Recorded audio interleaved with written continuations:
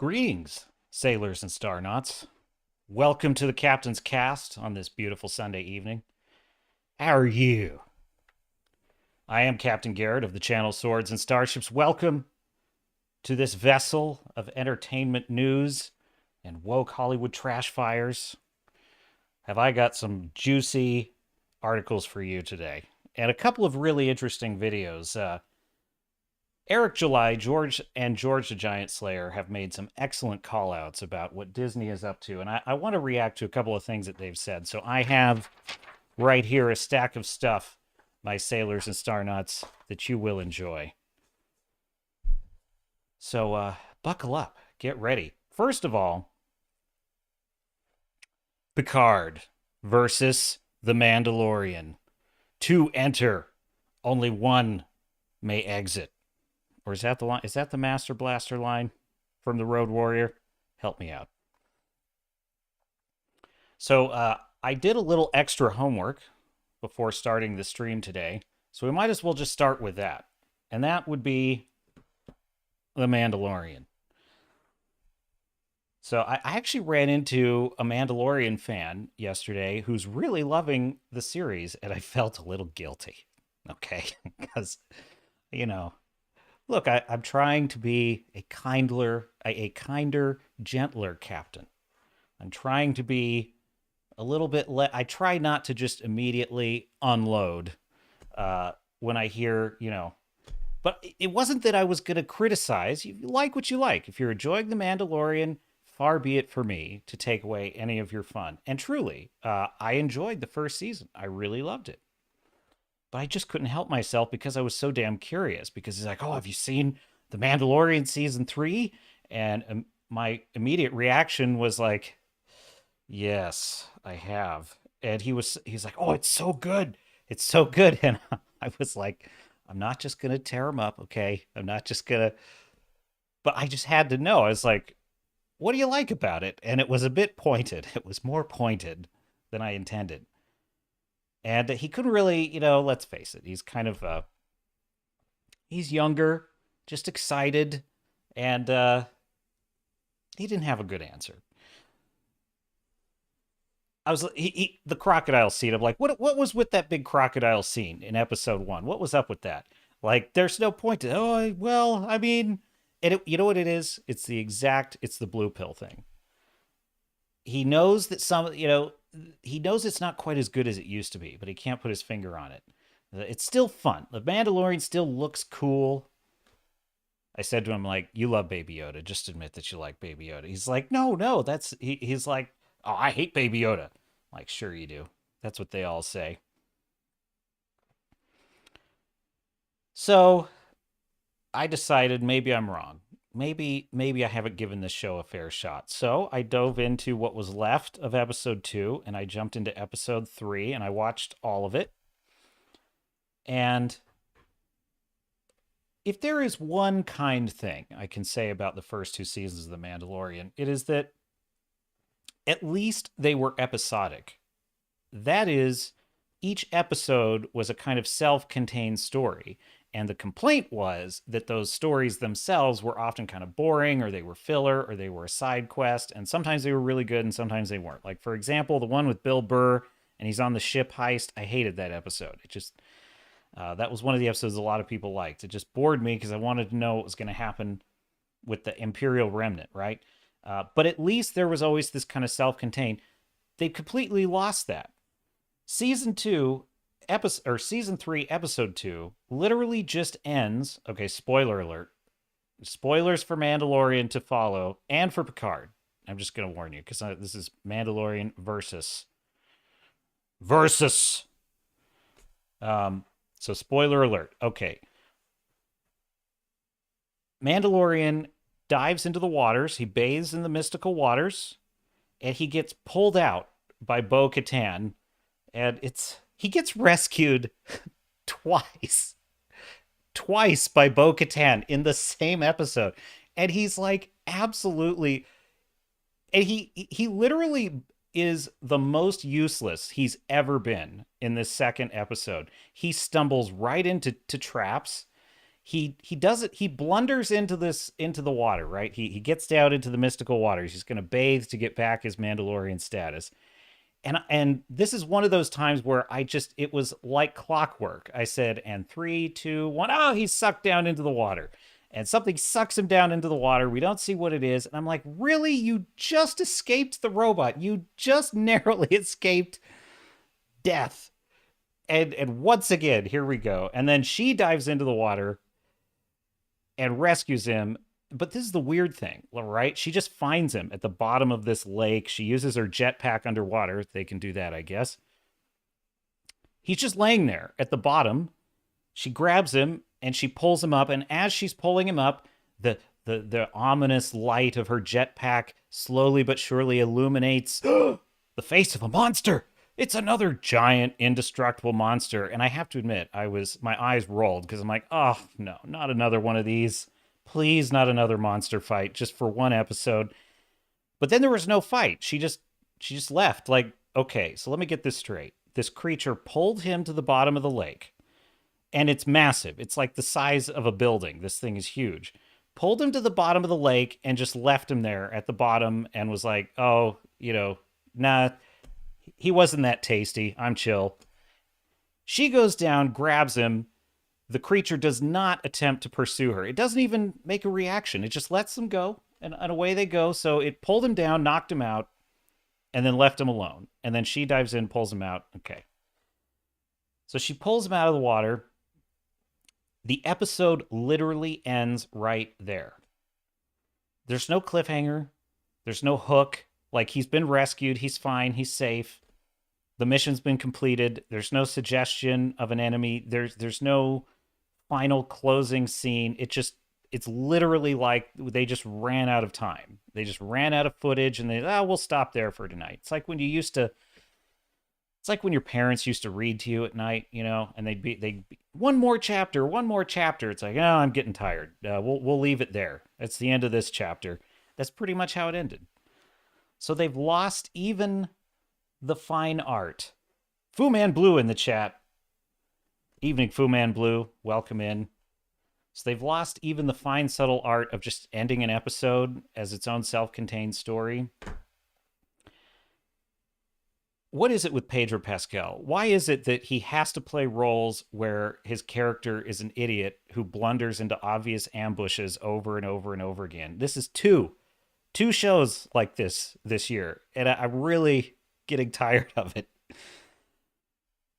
Bo-Katan, who by the way is awesome. By the way, I have figured out what this show is about. I figured out why it's so bad, because it's about a different Mandalorian, okay? It's about a different Mandalorian. She rescues him. She gets the most badass scenes in this. And how can I put this? There's no dramatic purpose for why he is kidnapped, by these robots in the first place. We don't know anything about them. They're just creatures. They're just dangerous. It's like video game stuff. It's like, speaking of how you write a TV show, you do not write it like a video game. And that is exactly what this is like.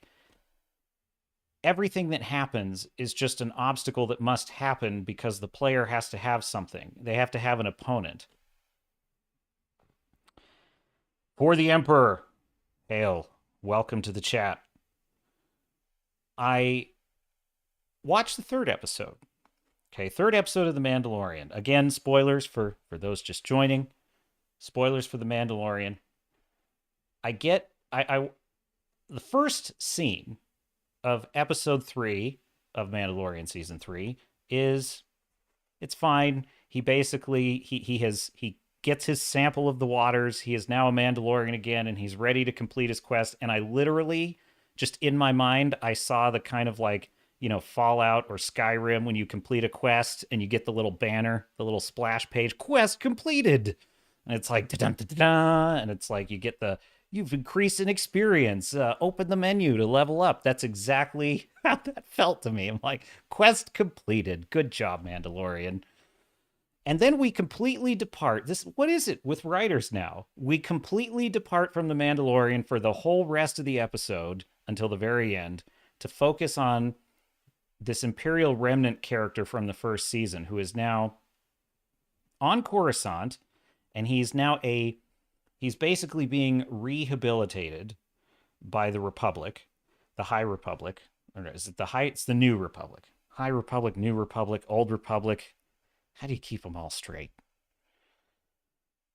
And I get the sense that this is a little bit kind of meant to be a reference to sort of how we adopted the former Yahtzee scientists after World War II, and we brought them in to the country to kind of take advantage of their knowledge, and they sort of got off, a little bit easy because of that. I feel like that's kind of what they're doing here. These are basically Imperials that the Republic sort of needs, and they've decided to kind of put up with them being in society again in exchange for their expertise. And there's this whole, and that's basically the whole story is about him. And I won't go into all of it. There's actually some kind of interesting stuff here because I do kind of enjoy seeing the New Republic again. I kind of getting some sense of what the galaxy's like. The problem is I know what the sequel trilogies are, and that just kind of kills it. But this is what I will say. This is the first episode that held some interest for me. This is the first episode, and there's a big attack right in the beginning of the episode. There's a big attack with Imperial fighters descending upon Din Djarin and Bo-Katan. And by the way, Katie Sackhoff she's phenomenal. She's just fantastic. They get in this big TIE fighter battle, and that was the first time in this entire show when I felt my interest just peak just a little bit. Just a little. Ooh, what? Why are they attacked? Ooh, what's going on? Who's after him? That's what it is to have an antagonist in a show. When I said there's no antagonist in the first two episodes, that's what I'm talking about. This is the first time that he had a real antagonist. They should have led with this. Episode 3 is what they should have led with.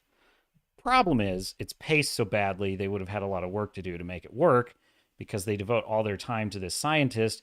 But at least there's some interesting things. There's two storylines about the Imperials and Din Djarin, and there's the suggestion that these two are interconnected, and that Din Djarin is on the radar of these ex-Imperials.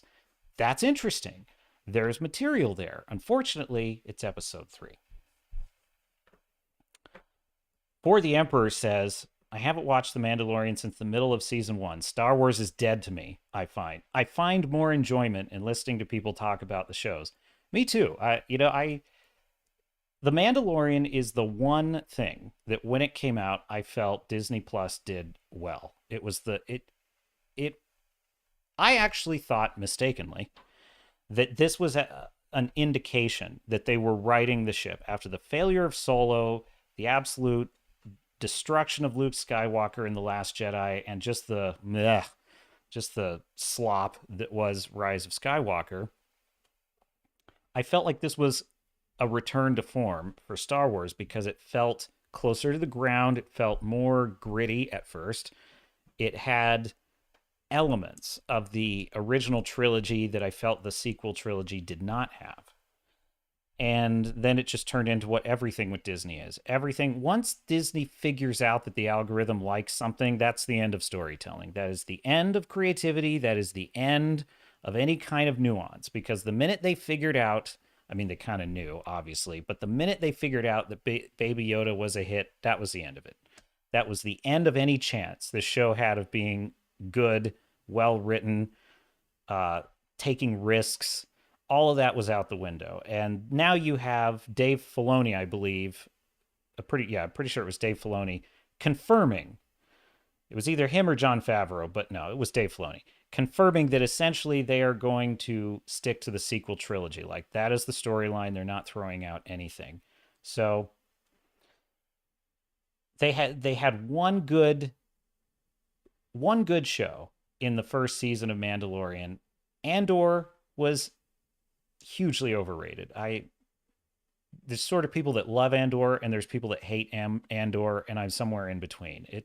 Yes, it had episodes that were well written. I legit skipped half of the episodes. I didn't even watch half of the episodes. I just, because I heard that every third episode of Andor was the good one, so I literally would just skip to the third one in each arc of the story. And the finale episode was great. So I watched a third of it, and that third of it was pretty good, which tells you the problem, my dear sailors and star nuts. If they don't retcon the sequels, for the Emperor says, it will never recover, in my opinion. Well, I agree. And it's not showing, believe me, episode 3, I'm doing you a favor. It's like watching paint dry. It's not even that it's bad. It's not even that it's like, Willow bad or anything like that. It's just boring. There's nothing happening. And even the action scenes, which are the best thing The Mandalorian had going, are not that interesting because the moves are cool. The moves are cool. But they have these pea shooter blasters that do nothing now. Like Katie Sackhoff pulls out her twin pistols, right? And she's all, and I swear to God, they even kind of make a pew pew kind of sound, like pew pew pew pew. And they do nothing. They do nothing to like humanoid creatures. And I'm like, can we just get rid of the freaking blasters? Like we don't even need them anymore. They don't. It's embarrassing. Really, like give them actual like real guns would probably be more threatening to these creatures. They totally ripped off the Morlocks from the Time Machine in episode 2, by the way. That's some old lore for you. If you've ever seen H.G. Wells, the adaptation of the Time Machine from years ago, they totally were ripping off the Morlocks. And they look cool. They did look cool. But at the end of the third episode, Katie Sackhoff, spoiler alert for Mandalorian, because see someone new in the chat, Starfurry came into the chat. Welcome in. Spoiler alert for The Mandalorian. At the end of episode 3, we get the reveal that Din Djarin is back in the Mandalorians. He is a Mandalorian again. And the scene is, it's a lot of filler. It's not really all that necessary. They literally could have just cut to, he's back with the blacksmith.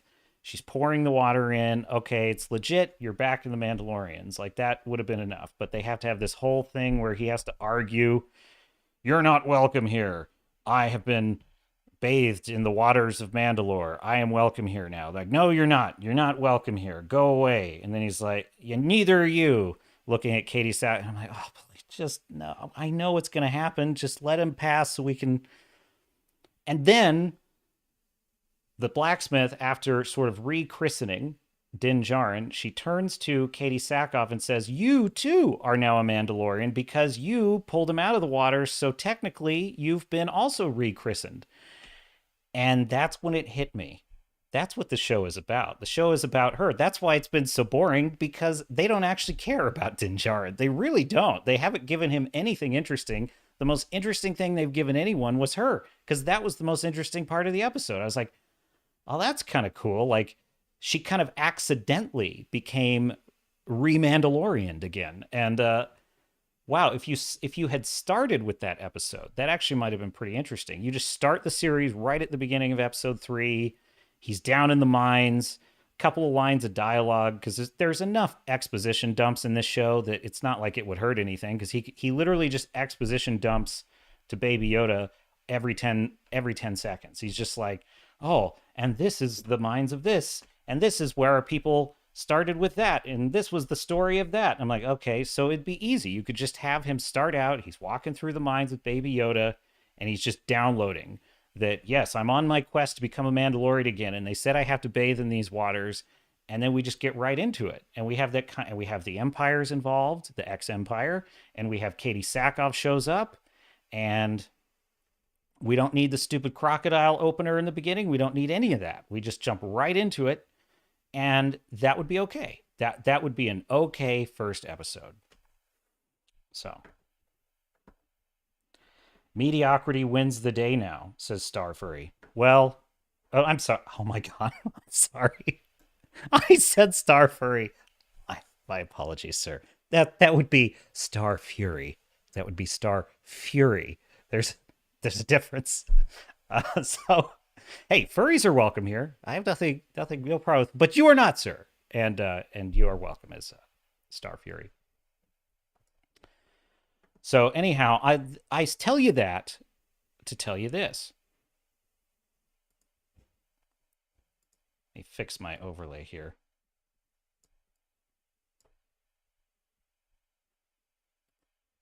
Try this headline. The Mandalorian gives Disney Plus a win and staves off a Netflix sweep. Wow. So The Mandalorian is triumphant. Or is it? The season 3 premiere of Disney Plus's The Mandalorian, the live-action Star Wars show that played a key role in the service's 2019 launch, jumped through hyperspace at the top of the charts in the latest Wrap report, which highlights viewership trends collected from Samba TV's panel of more than 3 million households. By the way, thank you, Samba TV, for providing the only real data that these corporations ever give us to tell us how they're, just how bad they suck. So Samba TV draws from 3 million households, over 25 million connected TVs.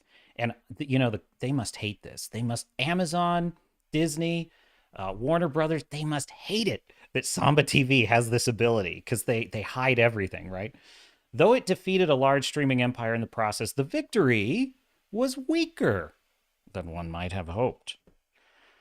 The long-awaited new season's first episode was less of a standout, measured against other recent Disney Plus releases. A gap of more than 2 years after the second season finale may have allowed some Star Wars fatigue to set in. The episode outpaces the premieres of Star Wars spin-off Andor by nearly 50% in viewership, but still fell short of Loki and Obi-Wan Kenobi's audience by double digits, trailing those launches by 35% and 28% respectively. Meanwhile, the interconnected spin-off series The Book of Boba Fett barely edged out The Mandalorian by 2%. So it's like a mixed bag, right? They kind of beat, let's see, the episode outpaced Andor by 50%, right? And Andor is considered the best written of the Disney Plus Star Wars stuff, right? But it still fell short of Loki, and it still fell short of Obi-Wan Kenobi, and we know how bad Obi-Wan Kenobi was. So what does this tell us? It tells us that Obi-Wan Kenobi is probably as big a reason why The Mandalorian was beaten as anything, because I think people are tired of it. Like, Obi-Wan Kenobi was probably the last straw for a lot of normies that were really into it. They watched Hayden and Ewan come back, and they totally got screwed. Boba Fett edged out The Mandalorian. So Boba Fett beat this show by 2%, the premiere. That is not a victory, my friends. And try this headline from Screen Rant. This week's episode of The Mandalorian is the show's lowest rated ever. The Mandalorian Season 3, Episode 3 holds the unfortunate record of being the lowest rated of the entire series. So if we skip to the lead here, audience ratings on IMDb confirm the problem, with The Mandalorian Season 3, Episode 3 now holding the record for the lowest score in the series so far. Well, now that's interesting, because Episode 3 was kind of the most interesting of the three, but I don't blame the audience for having that reaction, because really it was 10% of the episode involved the actual Mandalorians, and the rest of it was this just complete backstory of the Imperials. And Last of Us did this too. I'm like, what is it with writers thinking that they can just totally throw out the main plot line of their show and just take a break from it and just tell a completely different story with completely different characters, and they're basically bad guys, so nobody's invested in them. They're not even good bad guys. They're not even scary bad guys. It would be one thing if you spent an entire episode following Darth Vader, but we're following a well-meaning former Imperial scientist who's just trying to get his life back together. And it's like, who cares? So I kind of get it. But that being said, it was the most interesting. Star Fury says, replace the man with a female, better alternative. I wonder where else that has happened. And then he asks, how do you know? You'll have to clarify. How do I know what? I'm happy to tell you. I will tell you all of my secrets.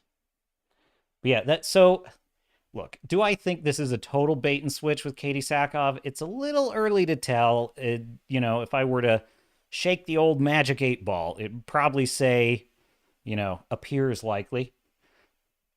It turns out, though, Katie Sackhoff actually is kind of interesting in the show. I mean, unlike these usual bait and switches where it's like this really irritating female girl boss that's not interesting and is a total Mary Sue, I kind of like Bo Katan. She kind of is a Mary Sue, though. I mean, I'm not exactly sure what sort of heroic arc she could have, but that's beside the point. It's not her show. It's not her show, and she shouldn't be in it. So she shouldn't be the lead. How do you know whether I'm a furry? I don't know. I don't know whether you're a furry. So I just didn't want to get your name wrong. That's all. Star Furry, Star Fury. You know, People choose their names. It'd be like if someone accidentally called me like a commander instead of a captain. It's a huge breach of protocol, and it would make me very upset. And so I'm very sensitive to the needs of my audience. Mandalorian sees a huge drop in viewers for the season 3 premiere. So there you have it, right? This is what we're up against. Star Wars is dying. Star Wars is dying, my friends. And there was no reason for it. They had everything they needed. Meanwhile, are you watching Star Trek Picard season 3? You talk about one series that is absolutely dropping the ball and another series that is inexplicably turning everything around. Although, of course, it's not that inexplicable because we know that Alex Kurtzman has completely abandoned, having infected yet another property, totally gutted it, stuffed it full of a bunch of woke nonsense, a bunch of superficial plots, just utterly destroyed everything that made Star Trek, inspiring and thoughtful, thought-provoking, and just happy. Having removed all of that and realized that the golden goose is now lying dead at his feet, Alex Kurtzman has gone off, and Akiva Goldsman has gone off to another carcass to pick over, and they have left, accidentally, the great Terry Matalas, a true writer who is proving himself to be something of a miracle worker. This is the Scotty of Star Trek writers. This is the miracle worker in the engineering room who's given it all she's got, Captain. I'm giving it all she's got. And it's working. It is absolutely working. These 4 episodes 1 through 4, are masterful. There were things in the first couple episodes that were like red flags to me. And for the first time ever in this series, red flags turned out to be me being paranoid. And, it's not perfect. It has moments where I feel there's a little bit of the Kurtzman-ness still stuck in there. Like they use the F word all the time in ways that Starfleet officers just wouldn't.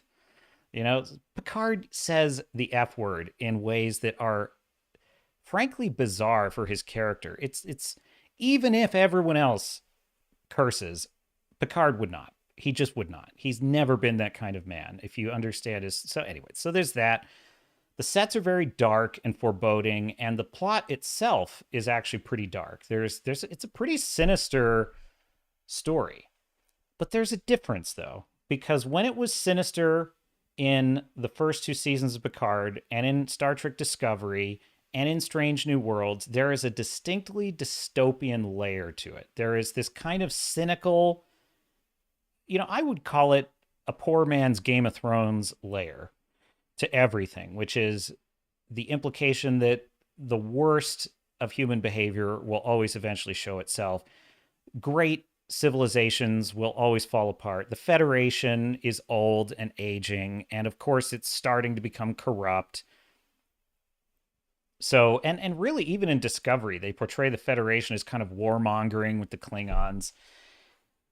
So the difference here, though, is that there's an actual external enemy that has invaded the Federation, and it's an old enemy. So, spoiler alert, if you have not seen the first 4 episodes of Star Trek Picard, I will not speak about some of the very best payoffs, but there's certain basic story elements that, for the sake of conversation, I just simply must. So essentially, the Dominion, or not really the Dominion, but essentially a rogue splinter group of the Dominion and the Changelings, is actually the enemy in this story. And it actually, I don't know if this is where they're going with it, but this might actually be retconning all the damage of the first two seasons in a pretty clever way, because one of the worst things in season one is that they reveal that Captain Rios, the character in the first season, the reason he had quit Starfleet, oh my God. If you could only, if you haven't seen this, the horror of this is so, I don't even know where to begin, but how can I even summarize this? There's this implication that Captain Rios in season one, something traumatic happened in Starfleet, and he lost all faith and he quit Starfleet, and they kind of, all the whole season, they're kind of referring to this and what is it? What happened, right? Yeah. And finally, he reveals what it is. He was on a diplomatic mission as the first officer of his ship, and they arrived at this planet to have a diplomatic talk with a race of synthetics. It's been a while since I saw it, mercifully. I just remember there were these two synthetic android ambassadors that were coming aboard the Federation ship for peace talks, which is a very typical Star Trek thing. But because there was this dumb plot about a synthetic band, which is really kind of a ripoff of Mass Effect. I mean, it's like they read the wiki on Mass Effect and just ported that over to a Star Trek story where it doesn't fit and makes no sense if you understand all the history of Data and the Doctor on Voyager and so forth. But anyway, there's a synthetic band. They bring these two ambassadors aboard, and suddenly Starfleet sends a coded message to the captain ordering him to execute the two ambassadors. And this Starfleet captain is like, oh, what do I do? Like, there's like 5 things in that would never happen in the Star Trek universe. Starfleet would never give that order. But if Starfleet gave that order, no Starfleet captain would follow it. But if a Starfleet captain were inclined to follow it, it would only be because there was some absolutely extraordinary circumstance in which the Starfleet officer himself was somewhat convinced there was a good reason for it. But even if that were the case, an ethical Starfleet officer would conscientiously object and refuse orders. Like, it happens all the time in the Starfleet show, in the Star Trek shows. So that right there is absurd. But then the captain who tried to like protest the order is ordered, no, you are to go in this room and you are to phaser these two ambassadors. And what the hell was it that I think Rios witnessed his captain shoot himself to avoid doing it? Or he did it and then he shot himself. I forget what it was. It was something suitably awful, trust me on this. And I remember thinking, this is garbage. Like, this show is absolute hot garbage. And I was so mad. I was so mad.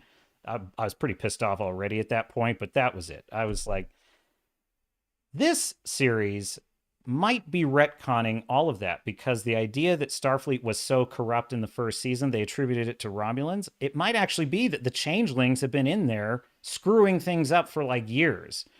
So I kind of hope they lean into that, because I think that would be super cool. So that's the difference. Terry Matalas is implying that, yes, there is a terrible threat to the Federation, but it's not because the Federation is a dystopian hell. It's because they're up against a real threat, and our heroes are the only ones that know of this threat and must fight it. And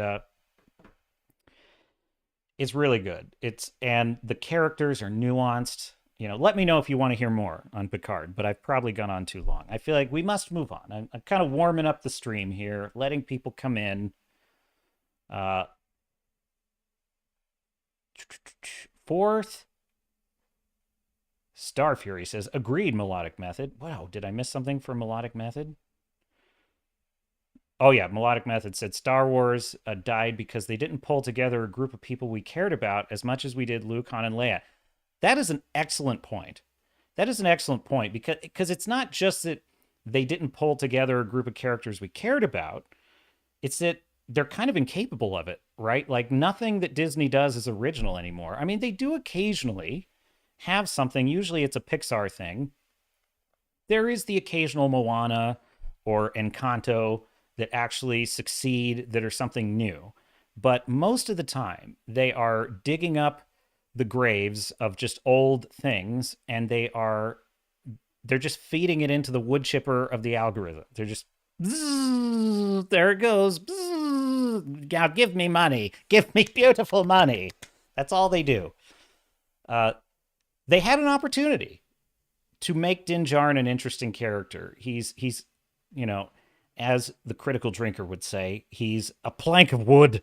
He's an absolute plank of wood. He just doesn't have he had he had time to develop a personality. You can do the sort of pale rider character, right? You can do the kind of stoic, taciturn, bounty hunter. There's room for that. What you need though is you need a foil. You need a character that's kind of the opposite to play off of that character. That's usually the best way to get at it. Why do you think buddy cop movies work so well? Buddy cop movies work well because you have two characters that are at odds with each other. One is chatty and witty, but the other is serious and he's too old for this shit.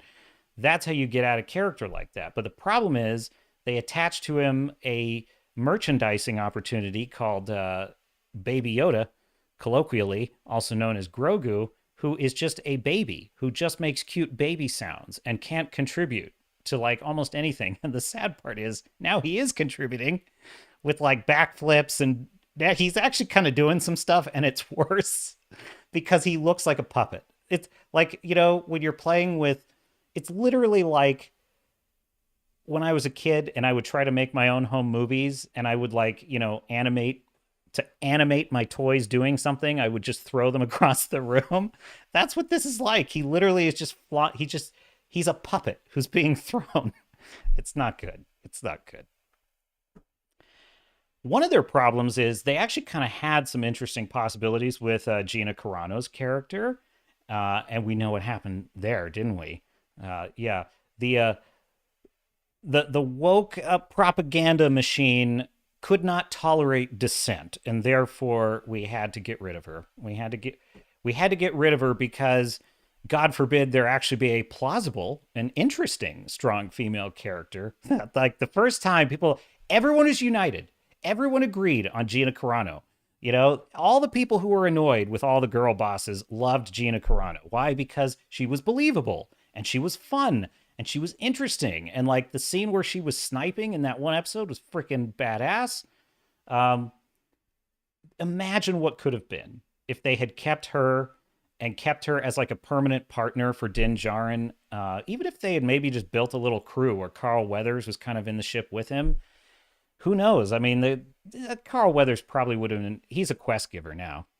He's the quest giver. You go, return to, I don't know the guy's name in the show. Return to Carl Weathers to get your next quest. Bring him back the object that he told you to go get. That's what he is. If it was me, says For the Emperor, I would do either the Great Hyperspace Wars. Ooh, that sounds interesting. I'm actually not a super Star Wars. I'm more of a Star Trek guy. So for me, I'm kind of a normie when it comes to Star Wars. So I actually don't know what the Great Hyperspace Wars are, but they sound interesting. Unfortunately, I didn't read like any of the extended universe. I heard about it. Like I knew about Shadows of the Empire, stuff like that, but I never actually read any of that myself. Unfortunately, Disney would just mess it up. You are right, For the Emperor. They would. Or do a 100 plus years time jump and start a new story. By the way, this is what Mass Effect should do. This is why I thought Mass Effect Andromeda was a terrible idea. Because it's like, no, just move the story forward like 300 or 400 years.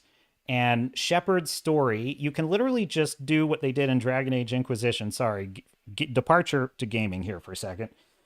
Have it be that you just select what Shepard's choices were in your past playthroughs, and there's enough time that you could sort of retcon any of the weird endings in the Mass Effect in a way that that's plausible enough. And then you could still have Liara because she's still there. Same deal with Star Wars. Just go forward. Frankly, Star Trek could even do that. Star Trek could have gone forward a couple hundred years, but no, instead they opted to do Star Trek Discovery and just regress the story. Old Trek is the only Trek. Define old Trek. Here's my definition of true Trek. That would be the original, what I call the original 5 series. Of course, original series, Next Generation, Voyager, Deep Space Nine, and yes, Enterprise. I love Enterprise. Had its problems, But if it had gotten a season 5, it would be a very different history that we remember. I guarantee that. For the Emperor, well, you kind of answered my question. Original TNG and DS9 are pretty good. I agree. TNG was my original because that was what got me into Star Trek. So TNG has and Patrick Stewart's Captain Picard used to be and is becoming again my favorite character in all of Star Trek.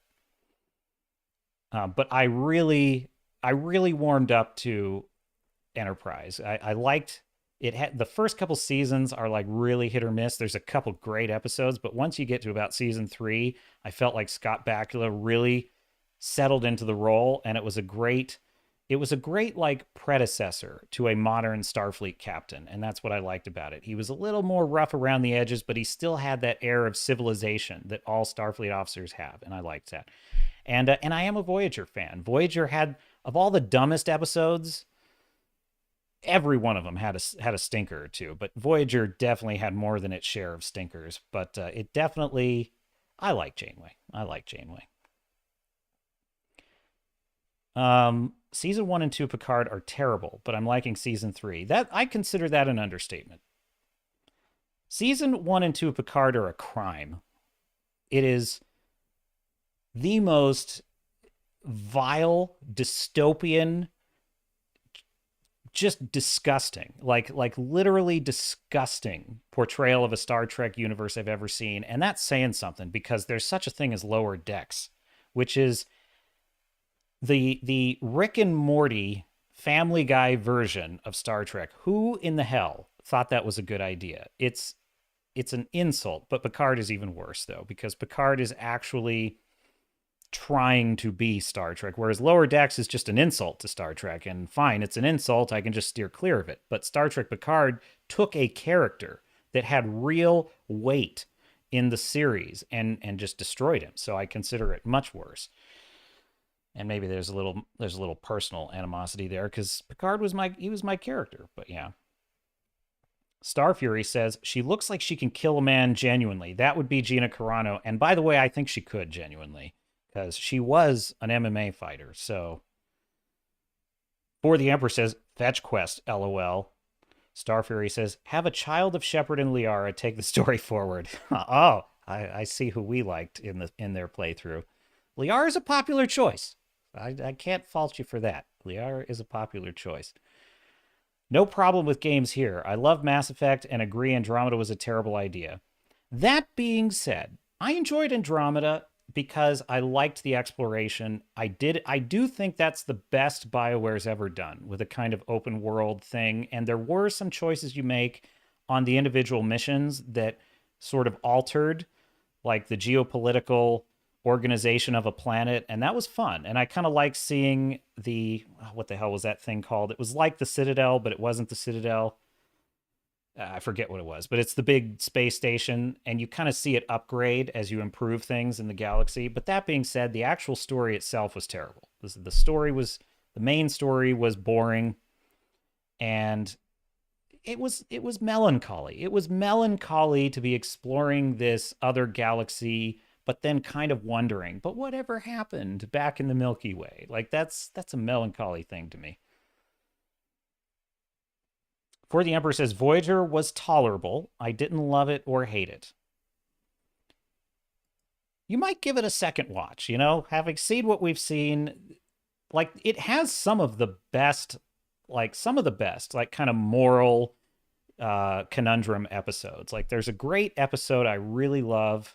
Actually, it's the penultimate episode of the series is one of my absolute favorites, called Renaissance Man. And if you like The Doctor, which I do, that was a great episode. But I just watched the episode Author, which is about how the Doctor has written a holo novel and the rights have been stolen from him because he's not really a person under Federation law. And there's this great, they have to argue this case that he has rights, and it's classic. It's just a classic. But there's also the real story also, though, is the holo novel he wrote is sort of defamatory toward the Voyager crew because it's kind of, he uses all their images and it implies that they're these awful people. And he's like, no, it's just fiction. And they're like, but Doctor, everyone's going to think this is about us and we're your friends. And it's a great episode, especially as a writer. I identify with the Doctor in that episode because all of my worst characters are based on my friends. No, I'm just kidding. I'm kidding. Uh, Starfury says, when they retconned the Year of Hell in Voyager, they killed the series for me. Well, that's an interest. That is my favorite. That is one of my favorite episodes of Voyager. Was the 2-part Year of Hell. It's my go-to. I watched that episode. I have a go-to in DS9, which is In the Pale Moonlight. That's like my if I just give me the best you got. I go to the Pale Moonlight in DS9. But uh, if I'm in Voyager, it's often Year of Hell. Also, Equinox is a good 2-part episode. Year of Hell, though, I see your point because it's one of those episodes that involves time travel in a pretty clever way, I will admit. But by the end of it, they've undone everything. So it's like, oh, we reset the timeline, so none of that ever happened. And that is a really, I get it. It's like we woke up from the dream, and what's so cool too is that whole literally it's 2 episodes that chronicle an entire year of Voyager just under siege, and the ship is falling apart.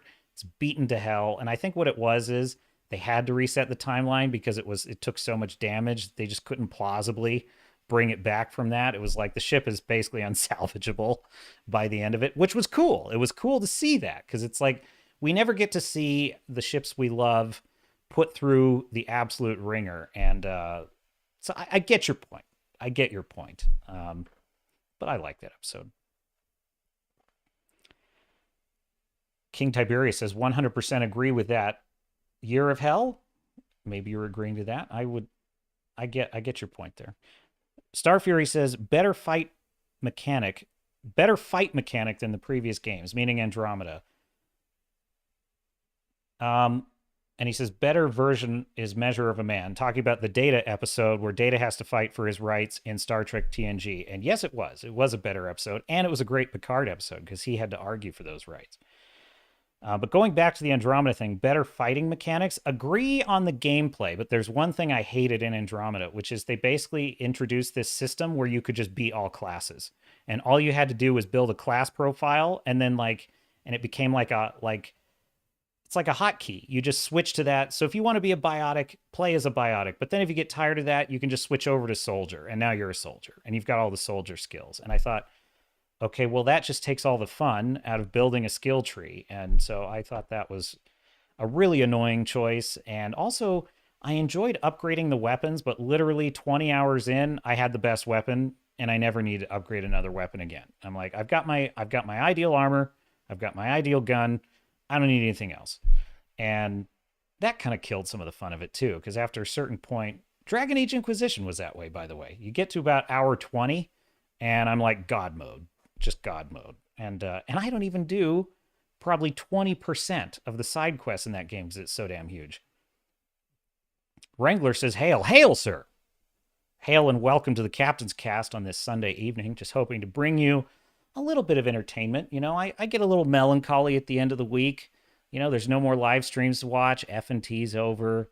I've already seen Open Bar and Hollywood on the Rocks and Tuesday night's main event.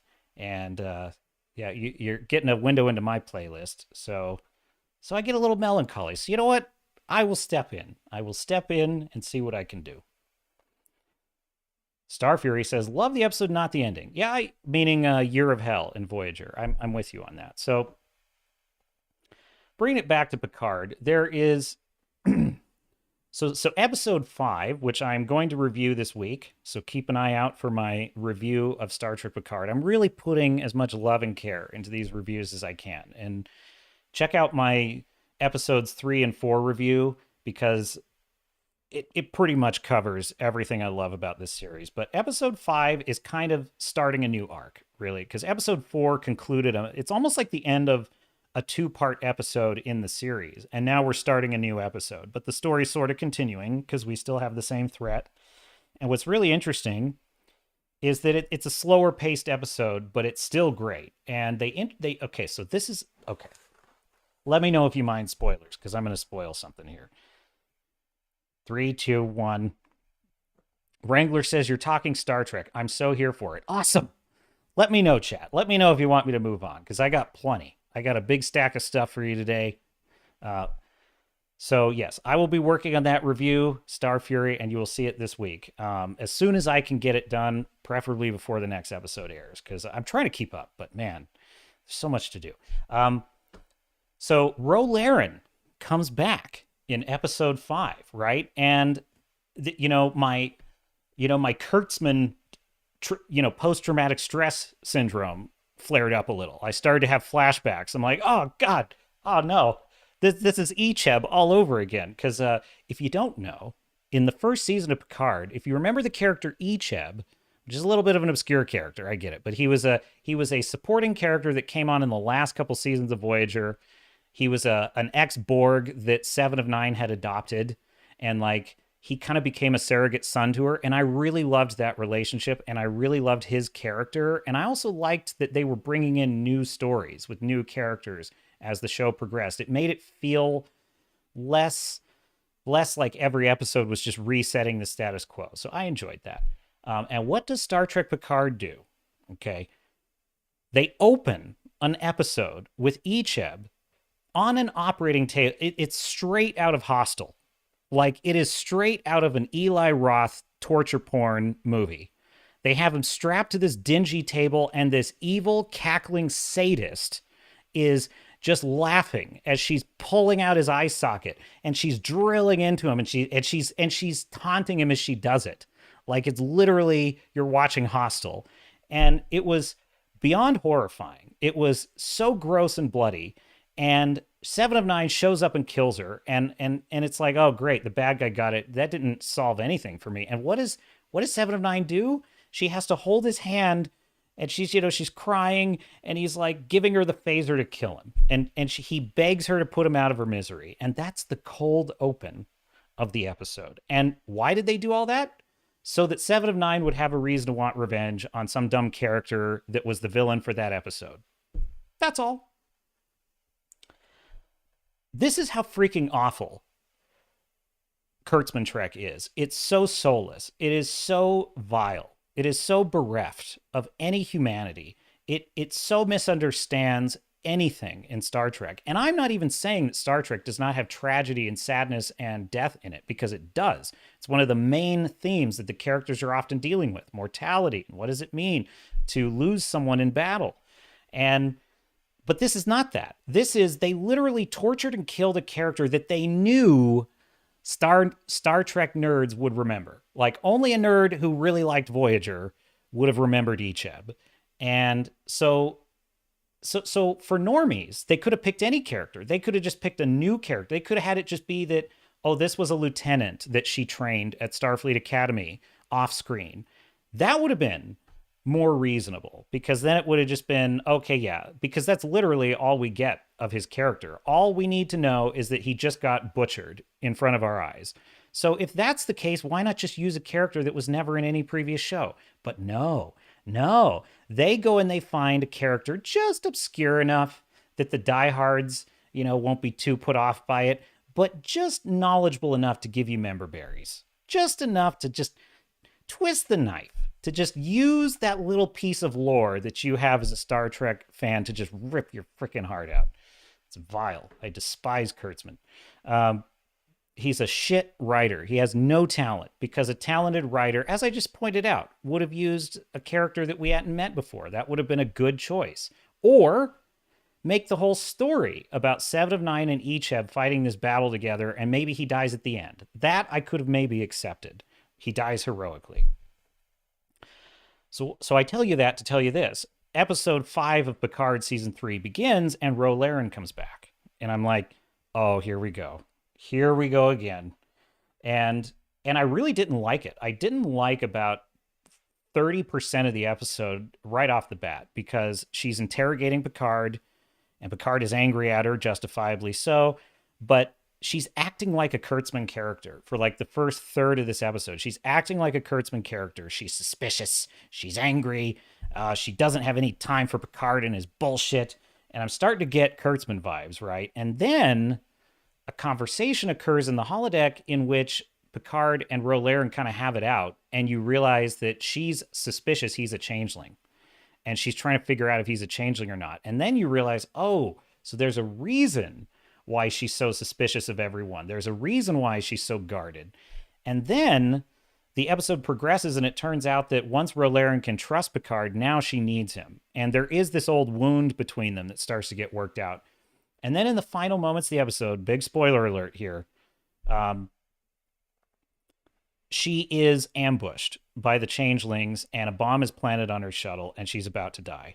And essentially, she uses the opportunity to give Picard and the rest of the crew everything they need to fight the changelings that she acquired at great cost, and then she goes out like a badass. And she basically uses the bomb that's on her shuttle as a kind of kamikaze to buy them time, to like crash into the ship and buy them time.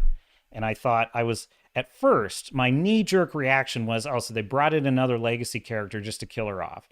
But then after a couple of seconds of letting it sink in, I suddenly realized, but no, that actually fit. That actually was a good ending for that character for a lot of reasons. But the main difference between this and Kurtzman Trek is that there was good reasons for all of her suspicion and all of her hostility. There were good reasons for it. And there was a progression of the dramatic arc by the end of the episode because her and Picard kind of start to work things out, and there's a really powerful emotional beat at the end between them. And finally, her death is not meaningless. Her death is not just another Game of Thrones. It's like, because I'm fully, this is the thing, really low skill writers these days love to try to do Game of Thrones in everything. I call it the Game of Thronesing of everything. Don't misunderstand. George R.R. Martin is an excellent writer who has a philosophy about dramatic storytelling that for him creates a really interesting world and creates really interesting stories. Whether you like him or hate him, he has a style, and that style is earned. But in the hands of other writers who see all the shock violence in Game of Thrones, they learn the wrong lesson from it. And so they compensate for their bad writing by just putting shocking, dystopian, you thought this character was a good person, now they're murdering someone. And it's like, no, that's not why Game of Thrones is good. And also, even if that were the case, that's not for Star Trek. That's not what you put in Star Trek. It's not the same thing. And so this is the difference. Kurtzman would have killed off a character like that for almost no reason. Her purpose in the show would have been to show Picard what a failure he had been and how wrong he had been about everything. And then she would die just for shocking dramatic effect, and probably in a more grisly way. So that being said, this show, I get flashbacks, okay?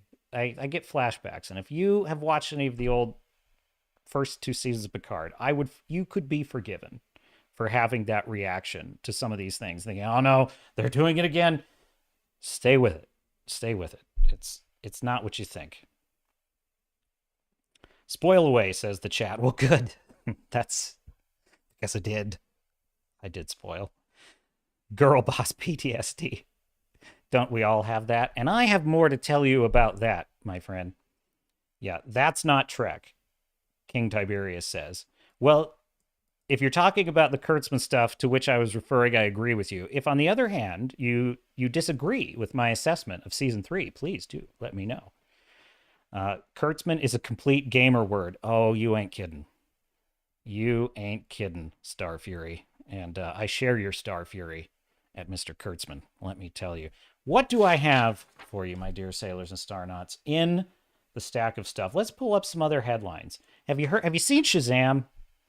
Let me know in the chat if you've seen Shazam, because I have not seen it, and I don't plan on seeing it. I'm not just the biggest DC guy in the world to begin with. So, I started watching the first movie, and this is the thing, and this goes for all superhero anything, because I like comic books. I'm a Spidey fan. I ride or die for the rest of my life, and I love Captain America. I loved Captain America in the comics before he became popular in the MCU, because frankly, I am a patriotic American, hand on my heart, every national anthem, I shed a tear. So, of course I love Captain America. Never thought I would see him become a compelling movie character, by the way, because he's Captain America. You're not allowed to love America in the modern world. So the fact that they actually made him a lead in the MCU, and they actually made him a leader as he was in the comics, and they actually made him patriotic and a war hero. I was really shocked, frankly, that they did all that with his character, and it was great. Chris Evans as that character was amazing. But that being said, when it turns into magical gobbledygook, I'm out. And this goes for comics. This goes for any superhero stuff. Once it turns to a bunch of magical junk, once it turns into kid stuff, I'm not into it. Like, I love Lord of the Rings. I am not a Harry Potter fan. And if you are, more power to you. Let me know what your house is, Hufflepuff, or nobody's Hufflepuff, or Ravenclaw, whatever. It just ain't my thing. And so I started watching Shazam, and the minute the Council of Wizards or whatever showed up, I was like, oh, no, I'm done. Thank you, but this is not for me. So, what else? Okay, I'm pulling up my headlines. Just bear with me. 1 minute here. I have a whole bunch. I have a whole row of headlines on this topic. What is the chat saying? Because I want to know if anyone has seen. Have you seen what I have seen? Or in this case, what I have not seen. For the Emperor says no, and I don't plan to, meaning seeing Shazam. I did just see Champions today, though it was quite enjoyable and would recommend it. Champions, I have not heard of this. I'm out of the loop on this one. LOTR is the GOAT, and you are correct. Lord of the Rings. In fact, I was asked on a previous stream, what is my favorite film? And the only answer I can ever come up with is The Lord of the Rings. Peter Jackson's Lord of the Rings is my favorite film. And without going into the whole diatribe, yes, I know. It's technically 3 different films, but I don't care, because to me, that's one single film, and I can't pick my favorite. I can't, because they're all my favorite. And they all deserve to be my favorite, what's more. Okay.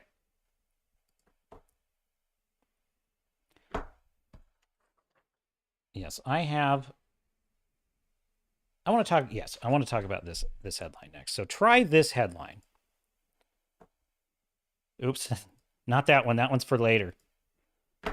Shazam! Fury of the Gods box office fizzles with 30 million. Who asked for a sequel, and who is the target audience? This from Comic Book News by Matt McGloin. Just as I expected, Shazam! Fury of the Gods has fizzled at the box office, as it is now estimated to open lower at $30 million. Initially, the estimates were offering a $35 million opener to as high as $40 million. But following the Friday box office and pre-sales for the weekend, the Shazam! Fury of the Gods box office is likely to be around $30 million. Regardless of whatever number the box office comes in at, it's not good, as the first movie opened at $53 million, and I would argue that's because after the just absolute funeral dirge that was Batman vs. Superman, I think people were ready for something that was a little bit more fun, right? But now this is looking like Shazam 2 is a big drop-off of 44% from the 2019 release. So I just think people have had it. I think the jig is up. You know, this was one of my main theses, if that's the correct plural. My thesis in my previous stream was that the jig is up with actors, with talent. Real talent is starting to figure out, stay away from these movies. And now audiences are starting to figure out every single one of these is going to be like this. Every single one of these is going to be like this. And it doesn't help that nobody can tell you what James Gunn is going to do with this. Is it going to be a reboot? Is it going to be a partial reboot? Is it going to be a continuation? Nobody knows. James Gunn doesn't know. I'm convinced James Gunn doesn't know. That guy, I oscillate between admiring the guy and just thinking he's a mess. Like, he seems very confident. You notice that? Like, whenever James Gunn is talking about this, he's very confident. And man, he engages with the fans, I think, in a pretty respectful way. I haven't seen him. I was a little bit hard on him at first because I kind of thought he was doing that typical Hollywood thing where he blames the fans. But actually, you know, he seems to actually try to answer questions. I give him respect for that. But I don't get what his whole plan is, because it ain't looking good.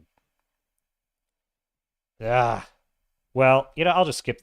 The headline's all I need on this one anyway. Shazam Fury of the Gods fails to spark excitement in China. And it's like basically, it's going to make me turn off my ad blocker. Yeah, well, I'll figure it out later. Basically, it only made like $8 million in China, which is like, wow, that's bad. Uh, okay. Let me see if I can fix this. I will turn off my ad block. Pause on this site. Hello. Will that do it? Okay, cool. Shazam 2's biggest issues are a growing superhero movie problem, and this is the point I want to get to. And this is from Comic Book News. Wait, what is it? CBR.com. CBR.com. Shazam Fury of the Gods is a weak sequel due to its constant comedy, and it's a bad habit that it picked up from the MCU. Spoiler alert. Shazam Fury of the Gods is now thundering into theaters, but critics and fans are a bit disappointed. The reception is notably a lot less positive than the first movie, and it's due to one problem in particular. Unfortunately, this problem is one that's outright plaguing superhero movies as a whole. And I would argue not just superhero movies, it is spilling into everything. It's in Kurtzman Trek. Kurtzman Trek suffers from this problem. Fury of the Gods constantly makes jokes. Halo, the Halo show, suffered from this problem. Constantly makes jokes and utilizes immature humor, namely at the worst of moments. And that's the key. At crucial, dramatic moments, it interrupts the process of storytelling all the time. It's a trend that truly became popular with the Marvel Cinematic Universe, and the formula is running thin even there. With comedy constantly bringing the movie down, its more dramatic elements are completely undermined.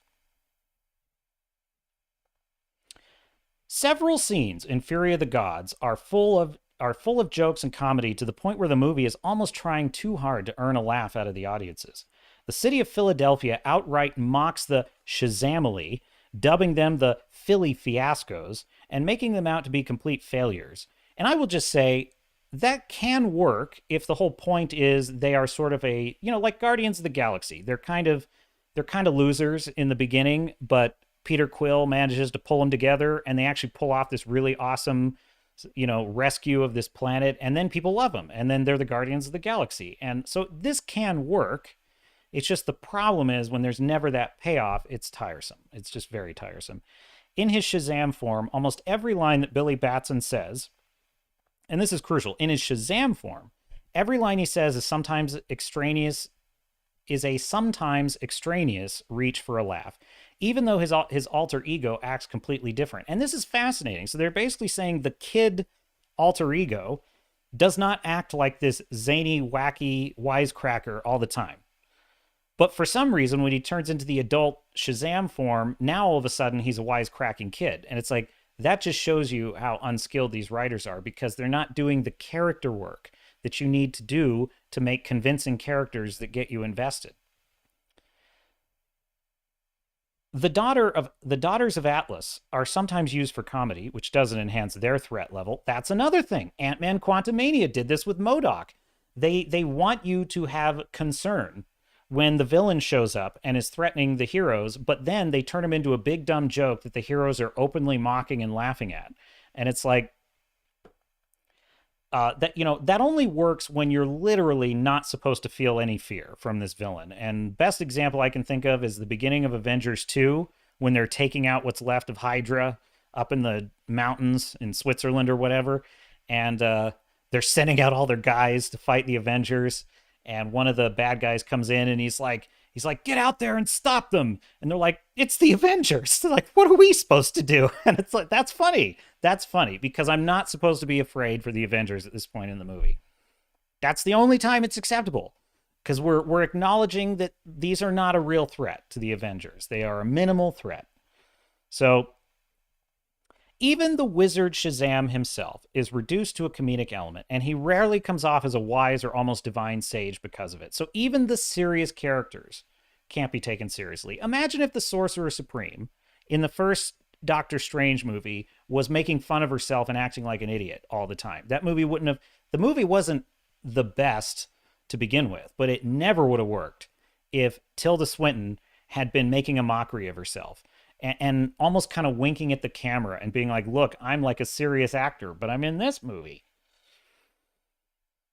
Likewise, key scenes that should be solemn are many times coupled with unnecessary humor.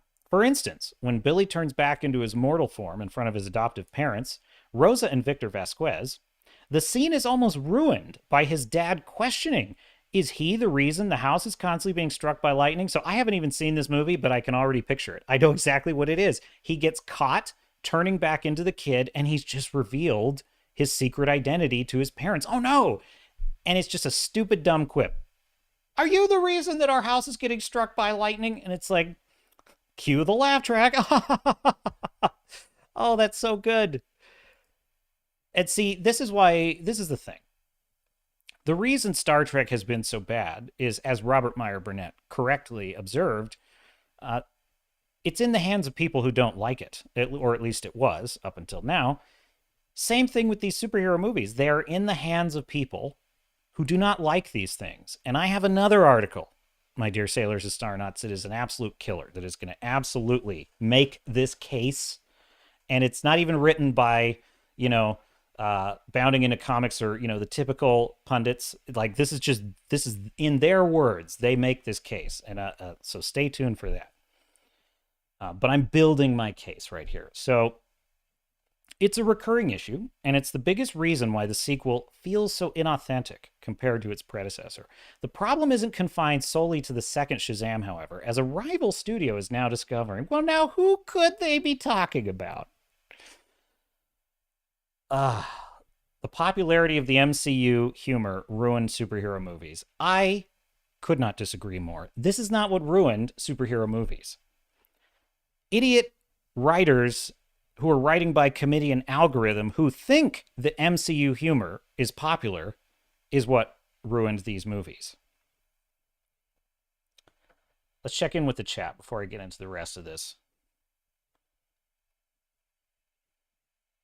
DC is going to lose money hard. They really are. And they James Gunn seemed like their best effort to try and right this ship, and it ain't working out. For the Emperor, the movie with Woody Harrelson, he has to coach a special ed basketball team for community service. Oh, that sounds good. I like Woody Harrelson. He's fantastic in True Detective. That was one of his best roles. Star Fury says James Gunn is about to face a disaster of mythical proportions, and the nasty part of myself is going to laugh like a maniac. Polo Surf says, taste the rainbow. Is that a reference to Shazam? I wouldn't be surprised. Star Fury, Wisdom of Solomon, clearly forgotten about. Polo Surf says, you should watch it. Okay. If you're talking about Shazam, you're going to have to twist my arm a little. That's all I'm saying. The superhero movie genre would seem to be cyclical, and those who once scoffed at the dark and gritty nature of the Snyderverse are now growing bored and even annoyed at how other superhero movies keep trying to be excessively funny.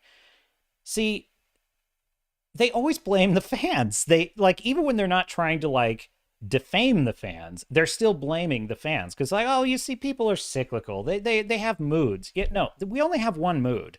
We enjoy things that are well written. We enjoy engaging stories where we have an emotional stake in the outcome. There were plenty of quips and jokes in a Captain America Civil War. But once we got to that finale between Captain America and Iron Man, it was deadly serious. And it was powerful. And it was emotional. I got chills when the reveal about the death of Tony's parents happens. It's like, and all the jokes go away. There's no jokes after that point. It's like, these two men are going to kill each other.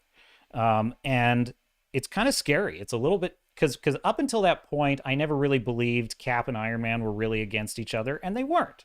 And I kind of thought that's as far as it would go. And it actually surprised me when there was one more little shoe to drop. And then it got deadly serious for the last 10 minutes of the film. And that's the thing, is that you can have comedy and levity. You kind of have to have it. I think every Band of Brothers has levity in it. If you watch war films, there's levity in war films. There's gallows humor.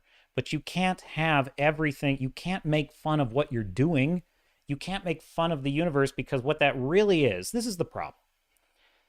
There's a type of comedy that is within the world, and then there's a type of comedy that is a fourth wall break. That is, the movie is making fun of itself, and by extension, kind of making fun of you for being dumb enough to watch it. And that's the problem. They are breaking the fourth wall with the comedy, and they've got to stop doing that. But so it's not the fans, it's that the fans are being failed by these creatives.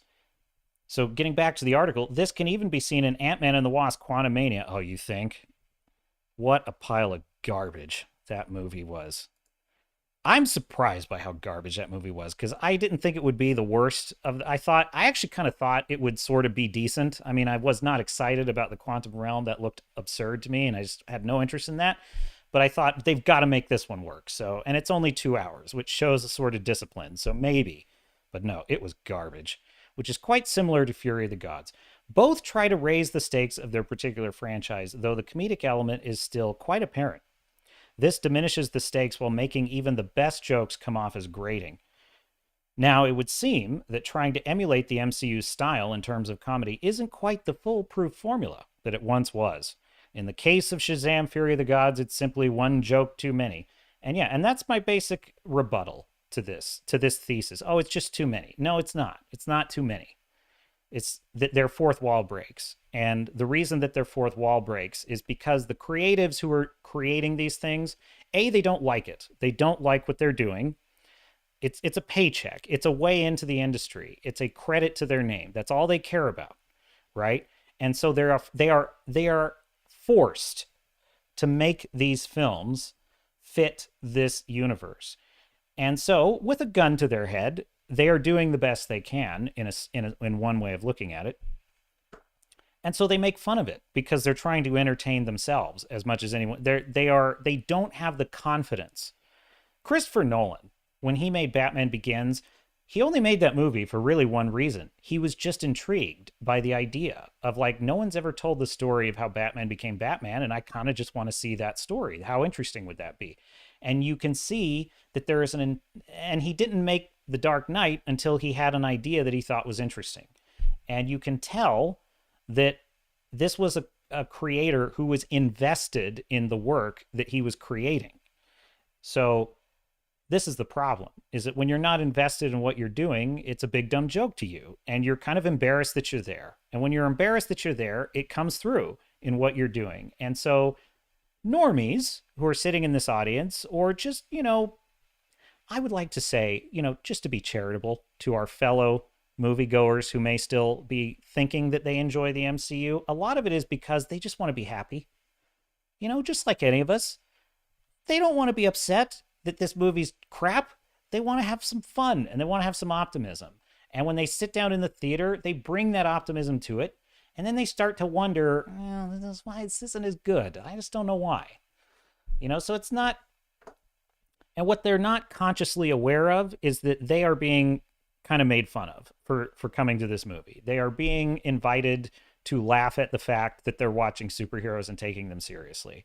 And as a result of that, they can't take it seriously, and they begin to feel uncomfortable because they're taken out of the experience.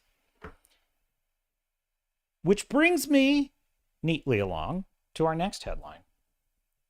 Polosurf says, I actually believe they chopped up a lot of Shazam 2. They probably did.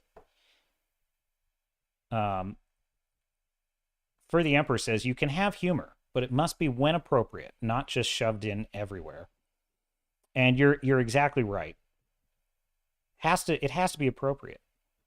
It has to, it has to be in universe, is another way I think to put it. Because when Thor is kind of poking fun, when Iron Man is sort of poking fun at Thor for speaking in such a Shakespearean way, that's because Tony is completely the opposite personality. He doesn't take anything seriously. So for him to not take Thor seriously or to poke fun at him fits his character. Just as in that first Avengers movie, it fit Thor's character that he often was being overly dramatic about things, but he would kind of figure out how to navigate this human world, But, he was taken seriously in that film. Thor was serious, and he was also taken seriously in that first Avengers film. Because, yes, he was a bit silly from our perspective, but also he had wisdom. Thor was this extra worldly traveler who knew things that humans didn't, and that also came through. So you can have the humor, but it has to fit the characters and it has to be in the world. And Starfury says the writers producers are creatively and morally bankrupt, and as you say, have zero investment in the source material. And then also Starfury had said, excuses, excuses. They can never admit they are wrong and have no idea what they are doing. They definitely can never admit they're wrong. This is one thing I think I've noticed about the personalities that Hollywood attracts, but part of it's just corporate culture too, because all corporate culture is kind of like this. They can't admit wrongdoing. They just can't. They can't admit fault, and you feel it every time you call a customer service line. It's so handy to have a human being whose only job is to take the shit from the callers, because they can't change anything in the company. It's not their fault that the policy is, well, I'm sorry, that's the policy. That's the policy, sir. And that's corporate America for you. It's like, I'm just the messenger. Don't shoot me. That's how they are with these movies. They're like, oh, well, audiences are... COVID is the most dumb excuse for literally every business owner ever. Don't misunderstand. Obviously, what happened during COVID destroyed businesses and lives. But really what it was is how we reacted to it. It was how we reacted to it that destroyed lives, because these people in Hollywood got to continue working. It was small mom and shops that couldn't, but yet they love to just blame that as the reason for all their troubles. And it allows them to just avoid taking responsibility for any of the mistakes that they made in the world. So what else? F. Sandberg came out of YouTube, so he's probably very self-conscious. Who's Sandberg? Is that the guy who wrote this article? No, that's not. Help me out with Sandberg, because I don't...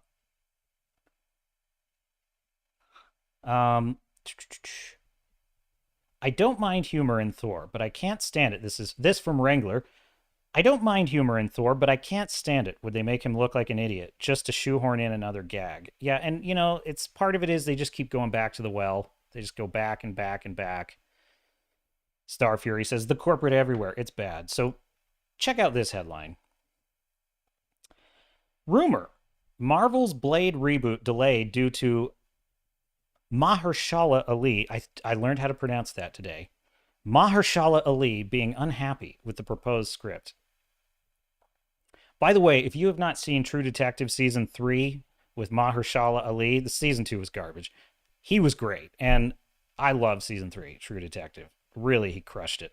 So this is actually a great actor, and I'm not surprised at what we find out in this article. This from Bounding Into Comics. In the latest update on the little film that continually tries to ice skate uphill, word on the street suggests that the delay of any news regarding Marvel's Blade reboot is the result of star Mahershala Ali's dissatisfaction with the film's script. The jig is up, folks. The talent is starting to figure this out.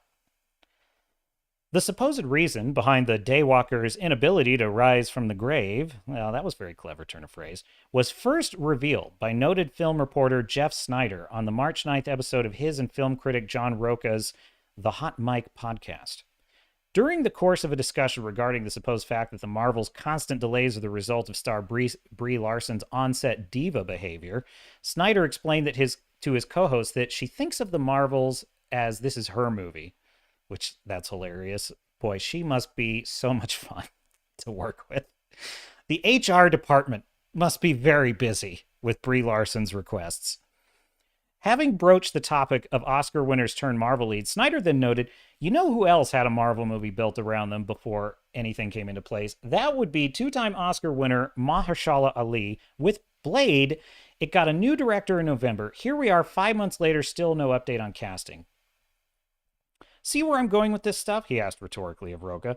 Brie Larson is an Oscar winner. Mahershala Ali, a two-time Oscar winner. These people want things done a certain way, and they carry the weight to get their way. And yet, sometimes this causes delays. However, despite the implied nightmare of working on such ever-changing productions, Snyder opined of the actors' respective demands. Maybe this is for the best, right? Maybe at the end of the day, Brie Larson being difficult or Mahershala Ali wanting script changes all the time, maybe at the end of the day, this benefits it. And you know what? If I'm being a bit charitable to Brie Larson, um, in her defense, that's right. I'm about to mount a defense for Brie Larson. In her defense, she is working with crap and she's been completely sidelined as she was the character. She was, this is the thing. Captain Marvel comes out and we got the full court press on how this is the most feminist, female empowerment superhero movie of all time, and this is the best thing for little girls everywhere. So guess who else was hearing that message? Brie Larson. Brie Larson was being told all of this because, she was being told that Brie Larson does what Brie Larson does because Brie Larson is Brie Larson. And so can she really not be forgiven for having something of an expectation that she's important and that her role is important and that she should be the title character? I submit to you, my dear sailors of Starnauts, love her or hate her, she has something of a case. And on that point, Mahershala Ali is wanting script changes. Let's see, why did... This is what they say in the article. Because, and I think this is clear in the final product, who could argue with me? Kevin Feige is worn thin. Okay, I see what he's saying. He's saying, who could argue with me? Kevin Feige is worn thin. Okay, he's putting out fires on Blade, putting out fires all over the place. Yeah, so anyway, this is the juicy bit. So Snyder summarized. Mahershala Ali feels like Blade is his movie, as this is me, and you are going to build it around me, rather than this is what we are doing, and now we're going to find an actor to fit it. Bingo, the jig is up. This is exactly my entire point, right? Mahershala is not going to just sit around and wind up in this big crap fest, spending all of his time in a volume, getting noted to death, doing constant reshoots, working extra long hours, and then at the end of the day, for all of his hard work, being treated to a garbage movie that fails, bombs, gets terrible reviews, and he gets memed all over the internet for being in just a crap movie. And he doesn't want to do it. He's not going to have it. He's not having it. Brie is not having it. And you know who else is not having it? Ben Affleck is not having it. Ben Affleck, this also from Bounding into Comics, absolutely buries working on Joss Whedon's Justice League. And I quote, "That was the worst experience I've seen in a business." So I'm just going to kind of skip to Affleck's quotes here because I just thought these were super interesting. So he's giving this interview with the Hollywood Reporter. In fact, I'm just going to go to that one because I don't want to do that whole article. This is the original article, and I just want to get to kind of when he gets into it, right? Where is it? These articles are always so long. I think it's towards the end here. Okay, I got it. Hang on. This is the thing. They are not... They're not just going to sign on to these talented writers, these talented directors. They're not just going to keep doing these garbage products for no reason. Why is my Control F not working? Oh, that's so embarrassing.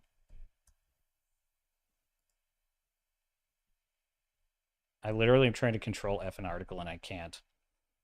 I'm not a boomer. I'm Gen X. I think. I think I'm a millennial, but I don't know. I don't really know how you actually figure that out. Maybe this isn't the right article. All right, screw it. I'll just go back to the original article. Basically, he's talking about working with Zack Snyder and how he was on Justice League and the whole thing got pulled out from under him. Where is it?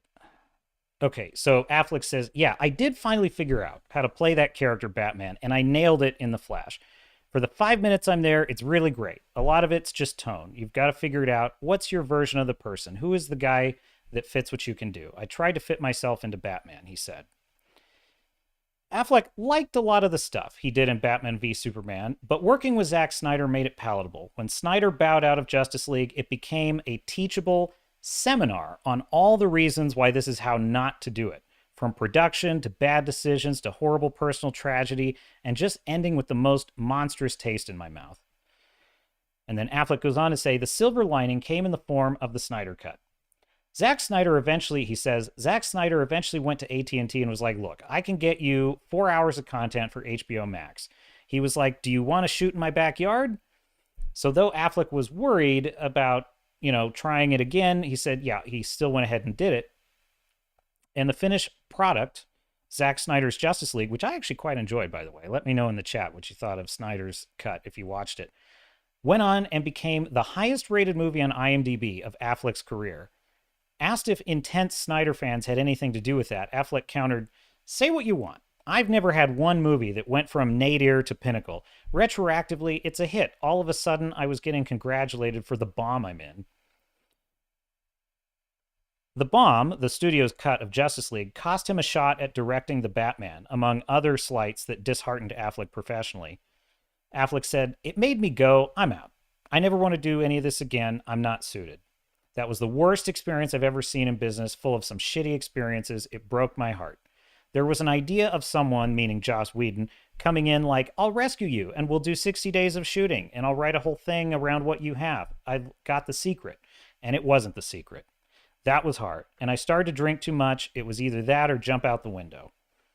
Miserable, missing his family, and dissatisfied with acting in rubber suits against a green screen, Affleck started to reevaluate his life. You want to go to work and find something interesting to hang on to, he thought. I don't want to participate in this in any way, and I don't want to squander any more of my life, of which I have a limited amount. Whoa.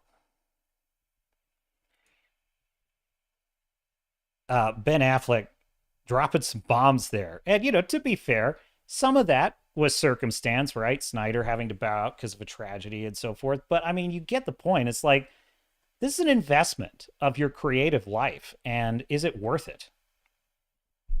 So more on this subject in just a moment. I'm going to take a short break, and I will be right back.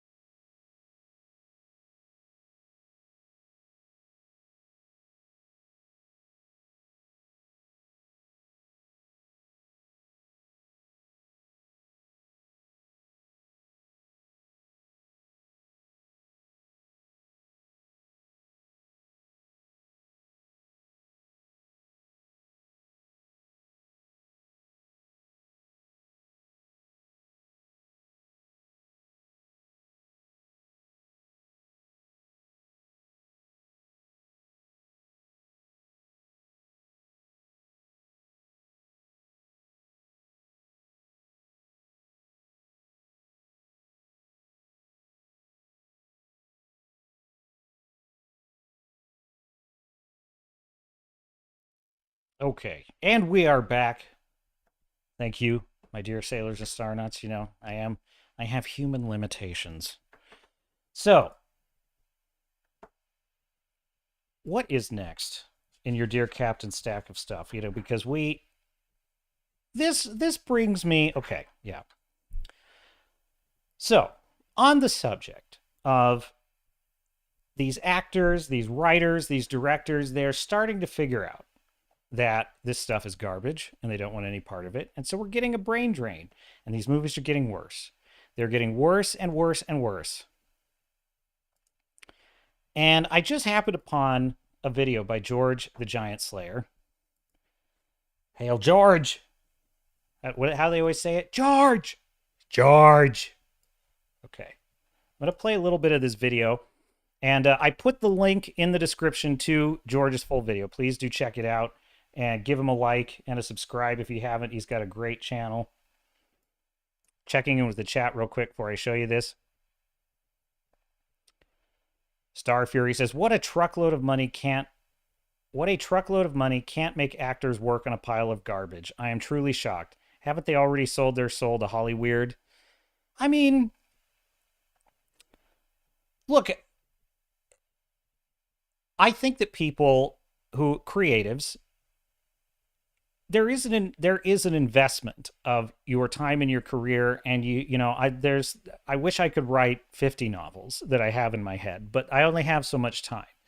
And it sucks, because in a way you can build a business in a certain sense. You can test a product, and if a product doesn't work, you can try another product. But with artistic pursuits, I feel like it's a little different, because you kind of can never know whether it's going to be successful or not. You just have to do your best and put it out there and learn what you can on the next one.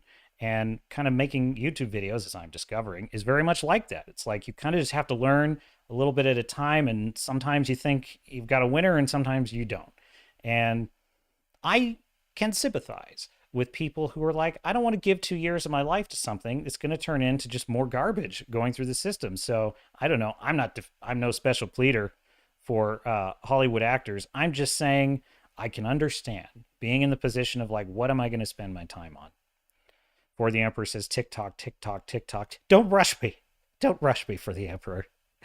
The Emperor waits for no man. Wrangler says, I have to hit the rack. You all have a great night. Well, thank you for coming into the stream, Wrangler. Sleep tight. Have a great night, as For the Emperor points out. George! All right, let's check out what George had to say.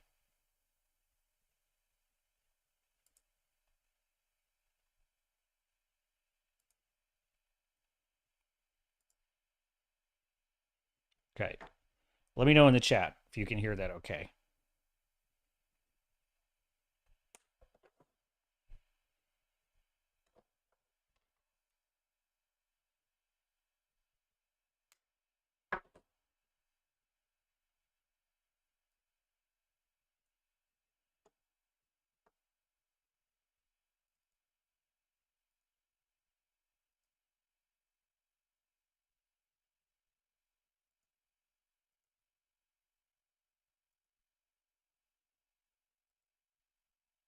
Hang on, let me pause it 1 second. Fixing some things.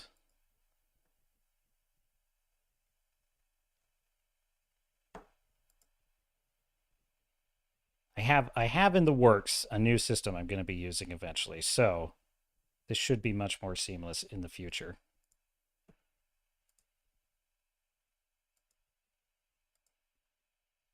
Oh shoot, there was no audio. Sorry, that was my fault. Let me fix it. All right, I got it. Such a natural way. I think he updates it in such a natural way, in a way that feels like it adds to the canon of Peter Pan, and also subtly corrects kind of the stereotypes that are unfortunately passed along through those fairy tales, correcting the indigenous representation that was mistaken in the animated and in some of the past versions. I loathe lies. That's why I like calling them out, especially future OnlyFans candidates who don't have any talent skills except to peddle their propaganda. You Lost Boys. Every last one of us. But you're not all boys. So? Every last one of us. Disney actually had the audacity to hire rejects who didn't even read the book. Then they upped the ante by corrupting the canon and filling in the ranks of the Lost Boys with girls. But where do you live mostly now? We're the Lost Boys. Who are they? They are the children who fall out of their perambulators when the nurse is looking the other way. If they're not claimed in 7 days, they're sent far away to Neverland to defray expenses. Oh, what fun it must be. Yes, said cunning Peter, but we are rather lonely. You see, we have no female companionship. And none of the others girls? Oh, no. Girls, you know, are much too clever to fall out of their prams. See, it's like, this is brilliant because he is armed with facts. For the Emperor says, okay, so we fixed the volume. Is she serious? Absolutely. Like, this is the thing. We can't. This is why there was a author who recently got memed and her video went viral on the internet because she was asked in a book interview in like the mainstream media. She was asked, define wokeness, and her whole book is about how wokeness is a problem, and she kind of froze and she couldn't define it. And I thought, see, yeah, I can identify with what the hell that is, but part of the problem is the problem is it's many things. But the more I thought about it, the more I thought the simplest way to put it is wokeness is simply the belief in using force to control what people think about things. And in specific to wokeness, it is with regard to their leftist ideologies, their current leftist ideologies, which are increasingly bizarre. And this leads them to, even as they cry about the whitewashing of history, they are literally trying to erase history. They are trying to rewrite history. And what is so absolutely insidious about that is that it's actually the opposite of what you would do if you wanted humanity to learn from its mistakes. If you wanted human beings to learn from the mistakes of the past, to erase history is the worst thing you could do.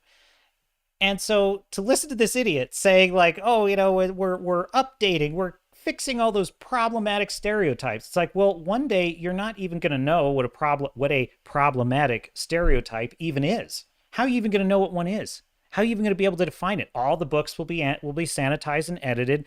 Everything you read will be, rewritten to conform with your worldview. So how will you even know that there was ever anything wrong done in the past? And that's quite the point. That's quite the point, because then the only thing you'll need to put your attention on is whoever the party or the state or whoever you get your NPC download, whoever the enemy is supposed to be. Whoever needs to be burned at the stake next will be the only thing you need to concern yourself with. This is why it's such an evil ideology, because a true progressive ideology would be to understand history so that we don't repeat those mistakes. So they're not content to simply allow literature to exist as it was and just let it be what it was. I kind of enjoy sometimes watching old movies from the 50s and being like, oh, that's kind of the way they thought back then. It's like, we need that. We need to have those old photos of what we used to be like, just to have them. So I love that George points out exactly, he brought the exact passage in the book, which explains two things: that A, the Lost Boys were boys, and B, that's for a reason. This is the second insidious thing about what is wokeness. Wokeness is viewing all of the world through one narrow lens of your own leftist ideology and believing that any contradiction to that is, number one, a lie, number two, dangerous, and number three, a reason that you are entitled to destroy anyone and anything that you consider to be a lie or incorrect. And only an ideology that is so based on lies could require such constant management of the truth. And so the whole purpose of the Lost Boys being boys is that they are missing something. They are missing a piece of their humanity. And what is that missing piece of their humanity? Why, it's girls. Girls and boys are two halves of the same whole. And that's the whole point of the story. George goes on. Disney's false moralizing to elevate the women at the cost of the boys only made them look dumb. The exact opposite of what the studio intended, and definitely didn't make them look clever. Thus, that one simple example in the trailer, contrasted against the canon and the animated classic, proves that any radical ideology immediately leads to the loss of individuality and imagination, which gives rise to institutional laziness inside the studio system. And that is the death knell to creativity and a guarantee of box office poison. Once again, the idea of knowing that there was no sacrifice in story made in order to update and make a more reflective piece. Now, the bottom line is the only films being produced today are for the short bus crowd and the Tinseltown woke or tartary. So what do you have? You had author J.M. Barrie already had elevated women on a pedestal. He wove them into the very fabric of the story as key players. I'm certainly proud of you, you blockheads. I bring your mother to tell you stories. Mother? Nostalgia is a bridge to the past. Whatever we watched. See, that's an important point, because Peter Pan, why is Peter Pan bringing Wendy? He's bringing Wendy because he's trying to solve a problem, which is the Lost Boys are starting to buckle under his leadership. He's having trouble keeping them in line. He's having trouble. He doesn't know what to do to make them happy. And he senses something is missing, and they miss their mothers, right? They need a mother figure in their life because their life is incomplete without one. And so he goes and quite erroneously assumes that just any girl will do. But then it actually turns out he picks the one girl that was the perfect girl to bring, because she naturally is kind of wise and has a maternal energy to her. And she's able to kind of, bring some culture and some civilization to them. If the woke could ever just shut up for 10 seconds and listen to what someone else has to say about something, they might actually be able to hear the message of the original Peter Pan fable. They might actually be able to hear the point that women are important and have important leadership abilities. They have a maternal leadership quality that boys lack, is the whole point of the story. And so there can be two halves of the same whole without either half diminishing the other. But they're not capable of hearing that because they're evangelists. They are pushing their secular, insane religion, and they don't have time for things like facts or listening. Read a long time ago. It's how we create an emotional, sentimental connection to it. And Hollywood wants to tap right into that and turn it into a cash cow. So I'm like, if you want to do that, then honor the canon and faithfully adapt the material. At least make it better, but definitely don't sling mud at people's memories. You want to create something, make it better, make it new, so it can sit on a space on the shelf in your mental library right next to everything else you fondly remember. Otherwise, all these bully pulpit productions, the only thing they deserve is backlash. But these people are virtue signaling. They're trying to bring people down to raise their own status. And they say it's because, no, we're protecting minorities. And all these people that Disney bellyaches about, calling them bad, where are they? Because every time I look around at some of these trailers, all I see are positive reaction numbers, except for the ones that are bad. Take Moana, for example. You got 168,000 likes versus 10,000 dislikes. Or Encanto even, 301,000 likes versus 8,500 dislikes. We can go on. Raya the Last Dragon and Mulan, it's the same story over and over. Whether some of these were box office champs or financial flops, all of them had non-white leads with a non-Western canon story. So what's the answer then when you compare that to Peter Pan and Wendy?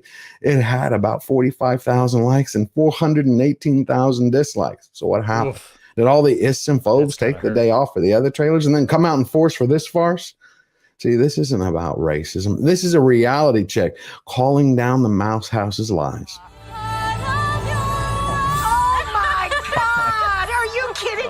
So let's flip the script for a moment. Let's play their game. Why don't we gender swap, Nancy Drew to Nathaniel Drew? What do you think? They'd blow their stack? Or how about we take the Woman King that everybody lionized in Hollywood from Deadline to the Vanity Fair? And we actually tell the truth about the story, not the legend that they're trying to build out of all these heroes. It was a tribe of warriors and slavers who oppressed the African people. What if we took Black Panther and gave him a biracial parent so he came out born lily white? I guarantee you the boycotts would be 24/7 on every major news network.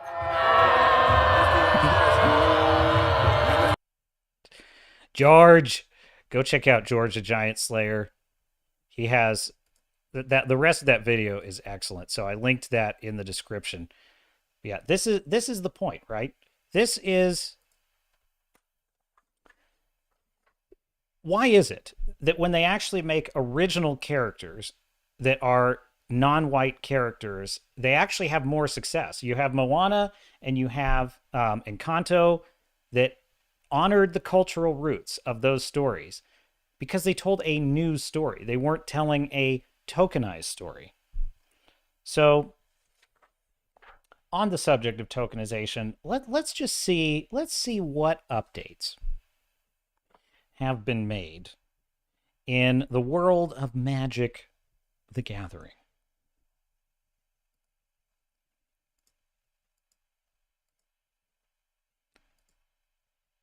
Okay, so I just want to take you online to the online store.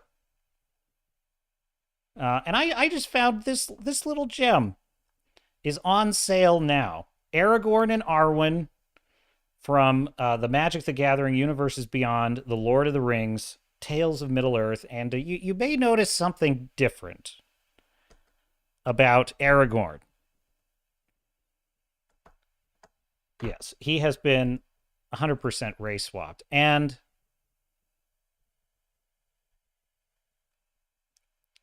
what did Aragorn actually look like in the books? And this is the exact quote from the book. This is Frodo's note. This is Frodo seeing Strider for the first time in the Prancing Pony, right? Suddenly, Frodo noticed that a strange-looking, weather-beaten man sitting in the shadows near the wall was also listening intently to the Hobbit talk. He had a tall tankard in front of him and was smoking a long-stemmed pipe, curiously carved. His legs were stretched out before him, showing high boots of supple leather that fitted him well, but had seen much wear and were now caked with mud. A travel-stained cloak of heavy dark green cloth was drawn about him, and in spite of the heat of the room, he wore a hood that overshadowed his face, but the gleam of his eyes could be seen as he watched the hobbits. As Frodo drew near, he threw back his hood, showing a shaggy head of dark hair flecked with gray, and in a pale, stern face, a pair of gray eyes. So, two things. Number one, how is Aragorn described in the book? Well, you just heard it thusly, my dear sailors and Starnauts. So that is from the original source material, right? We will come back. We'll come back to the headlines in a moment. Secondly, The Lord of the Rings is based upon British mythology, basically the mythology of the British Isles. It is essentially, as you all know, if you're a Lord of the Rings fan, you know that Tolkien was setting out to, in a sense, recreate the lost mythologies of the ancestors of the British Isles. And so this is my point. In a time where we are absolutely obsessed with everyone's cultural identity, we are absolutely obsessed with everyone's racial heritage, we are absolutely obsessed with everyone's identity and how they identify and their lived experience, why is it that there is only one group of people, just one, that are not allowed to have a cultural history? They are not allowed to have a cultural heritage that's celebrated, and that is people descended from European peoples, because the idea of labeling everyone white and black is absurd, because the reality is humanity is a tapestry of thousands of different heritages across thousands of years of cultural travel and exchange. And so to say that one white person's history is the same as another's is ridiculous. I myself am the descendant of Portuguese, Spanish, and Irish. So to the extent that I have a stake in any cultural heritage, it would be in Portuguese and Spanish heritage. It would be in Irish heritage. And why am I not allowed to have that? Why am I not allowed to have any kind of folklore that is of my people? My people are Americans, so I don't even really think of it in those terms. But I'm making a point here, which is, am I not allowed to have that cultural heritage because of the color of my skin? And I'm not saying that, I'm not the victim here, but no one's a victim in this situation. Everybody has a cultural heritage, and everyone should be allowed to have it. So this is a ridiculous attitude that The Lord of the Rings, it has to be changed. It has to be updated for a modern audience. And I could explain to you what tokenization is and why it's so wrong, but I actually have a man who is much better suited to this task, and his name is Eric July, also known as the Young Ripper. So I will just let him fill you in. I promised I wouldn't break down today, and I'm trying not to, but the one thing I didn't get to say about this is we've seen Baranor in the Shadow of War video games, but he was a made-up character for the Lord of the Rings, and I've never seen myself represented in the Lord of the Rings before, so... Oh, God. Oh, no. So... Oh. By the way, the guy on the left is Eric July, for those who don't know. Not the guy on the right. There's some issues here, okay? Let's talk about that. Yeah, it's interesting that this guy this is a fully adult man that is talking about never being represented in the Lord of the Rings, okay? When I talk about people that only see legitimacy in white characters and people that only, this is the types of people that I'm talking about, okay? That they, for whatever reason, make themselves shallow, okay? Because they don't have, I guess, anything else interesting about them as opposed to their skin tone. But they are so shallow and they feel like everybody else is, and they limit what their relatability to be is limited to their color. I talk about this with Shazaam, and of course there's obviously white people that are already fans and supporters of his the first book and the character and being intrigued by him. I don't want people to feel like that the only way that you can see this person in terms of feeling some level of relatability is by way of skin tone. That's absolutely nonsensical. That means that I have failed as a writer. That means that I have failed as a creative. 100%. If you can't get something out of this at all, aside from, well, this person shares a skin tone that's similar to you. He's shedding real tears, bros. This is awesome, because I've never seen myself as one of the main characters before. Like, actually. Oh, God. I cannot stand this representation thing. This is one of the worst parts of this timeline. I was literally sitting across the table from someone at a writer's group who, really nice guy, but, he had to just make representation is important. I'm like, what are you talking about? This, let me show you something. Let me switch my stream here. Right there. Look at that beauty. That would be Shazaam #1, written by Eric July, of course. And it wasn't enough to have one signed cover. I actually had to have the collector's edition also signed. That's my favorite cover. Isn't that a beaut? And then... Yes. Beautiful. My point is, so I read these books, right? I was so excited to order Shazaam when he wrote these, because it's been so long since there's been anything new in comics. There's been anything that I've been following. Of course, now I'm starting to discover Graham Nolan's work and everything. So, there's a whole world of Iron Age creators out there. And can you imagine if I got this book, right? I start reading. I'm like, well, it could be pretty good. It could be pretty good. The only problem is the main character's a black guy, and I'm not black, so I just don't feel represented, and I just don't understand. I just don't feel like he can relate to my cultural lived experience. And it's just, I guess it's a good story, but I guess I'm just the wrong race to enjoy this story. Could you imagine? I couldn't enjoy probably 3/4 of any of the films or books I've ever read. I couldn't. How could I identify with, okay, here's one, and somewhat topical. One of my most favorite characters in a movie was Apollo Creed Apollo Creed in the Rocky films and how he starts out as a rival and he ultimately becomes Rocky's friend who brings him back from the brink of ruin by training him and has this heroic, fatal duel with Ivan Drago. I mean, this is a great story. This is an absolutely excellent story. And can you imagine if I'm not able to identify with that character? So when they're talking about representation, what they're really saying is that we need to rewrite everything so that what I think was wrong in the past can be right now. And that is a miserable way to live. Eric goes on. See myself represented in some form of like official Lord of the Rings media, so that's representation matters. Lord of the Rings has been my favorite for the longest. Okay, see, that's self-defeating, homie, and I'm just telling this to you, like just giving it to you straight.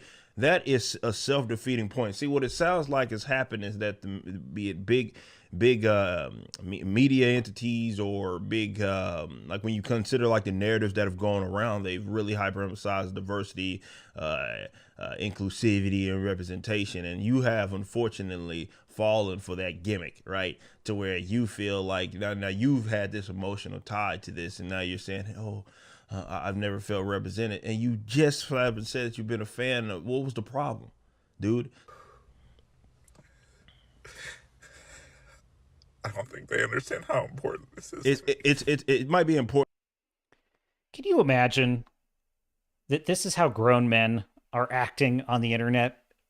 This is absurd. Like, this is absolute. You know what? I'm going to make a video where I watch Titanic and I cry at the end, and I'm just no. Okay, what's a movie I legit cried at? I'm going to be honest with you. I'm going to be very honest with you. What is a movie I legit cried at recently? I can't really think of one, but I'm sure there's been one. Actually, okay, I actually got kind of emotional on a Picard episode recently because it was, you know what it was? It was the moment where Picard is sitting at the bar. I want to say it's in like season 3, episode 2 or 3. I think it's episode 3. And Riker and him are talking about the birth of his son, and Picard's just congratulating him, and then Riker walks away. And he's like, yeah, I got to go, Jean-Luc. Got to get back to the family. And then there's just this minute where Picard's just got this look on his face. Like, you can just see that he's so alone. And he's like, he's got these regrets. And I don't know, it just hit me where it hurt, Now imagine if I just, oh, crap, grab the camera. Okay, I just watched episode 3 of Picard. You just need to understand how important this is. Oh, my God. This is not the way a man behaves. This is ridiculous. And it further illustrates that, I mean, imagine the sheer desperation you must feel in your life that you have to run to the internet, show everyone that you're crying. And this is the thing. In a rational world, everyone would find this hilarious, but we all have a proverbial gun to our heads. And that gun to our heads is the woke cancel mob. We all have this gun. I have this gun to my head right now, and I just don't care. They're going to have to shoot me. So, to shut me up. But they have this gun to our heads, and what this gun fires is getting you fired, ruining your life, harassing you online, death threats, bullying, all these sorts of things. And it doesn't affect all of us. Mostly, I think it affects higher profile people because they can be made examples of. But everyone feels the pressure. And if it were not for that gun to our heads, this performance would be absurd. This would be laughable. This would not be considered healthy behavior from an adult man. But because this is tied up in all the insanity of identity politics, well, now we need to pour our hearts out for this poor soul who spent his whole life being a ardent, diehard fan of an English work of literature about English mythology, and only now that it has been completely bastardized and it has been culturally appropriated. Now that it has been culturally appropriated, so that it reflects more the worldview that he would like it, not even a worldview, that it reflects what he would like it to reflect. Now he must cry in celebration on the internet. It's pathetic. It's this is self-humiliating, and I feel bad for this guy because the internet is forever, man. But it's a learned trait, and it's important in the sense of it's artificial. Because let me say, I'm probably For the Emperor says, bye, I'm gonna go. Have a good night. You too, For the Emperor. Thanks for joining me. Darker than you are, and this doesn't make me feel any kind of way. I know it's a tokenization, and yeah, we can talk about the sloppy seconds and all of that sort of stuff where, again, y'all only see legitimacy in white characters anyway, and how silly and goofy that is. But I don't feel any kind of way about this other than I think it's stupid. Well said. So yeah, this is the worst timeline. This is the world we live in. Okay, try this headline. I'm going to bring us to a close with what I consider my closing argument, in the argument that the jig is up in Hollywood. The talent is beginning to figure out what the game is, and it's really audiences who are becoming red-pilled to this as well. They may not be able to articulate it, but they're beginning to sense what's going on. And what's going on is the people that are making all of these films, these superhero films, these fantasy films, they hate this material. They hate what they're doing, and they don't much care for the people that they're making these things for. And I give you, case in point, Dungeons and Dragons: Honor Among Thieves. I did a whole video about how I consider this movie to literally be making fun of Dungeons and Dragons. And this was purely on my reaction to the trailer. This was nothing more than I watched both trailers, and this was my honest to God reaction, this is nerd face. They're not actually adapting the fantasy world. They are adapting the gameplay, right? That is, they are adapting a group of players sitting at a game and memeing on it. And so they're not really taking it seriously. And the actual fantasy world is just a skin that they're putting over it. And it's why the whole thing is so laughable. Like, you watch this trailer, and serious question, because I look at the ratio on this thing.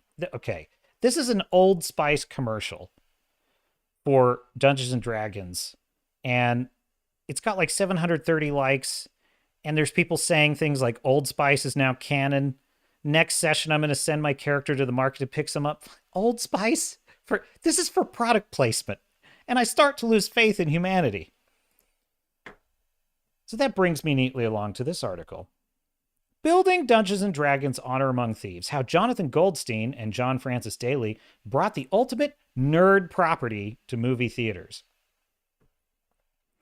It's so interesting, as you read this article, to kind of hear how they speak of Dungeons and Dragons and what they consider to be nerds, right? Some partnerships are forged in the heat of battle. John Francis Daly and Jonathan Goldstein's was built geeking out over home movies. I'm going to skip a lot of this because it just talks about how they work together on Freaks and Geeks and whatever.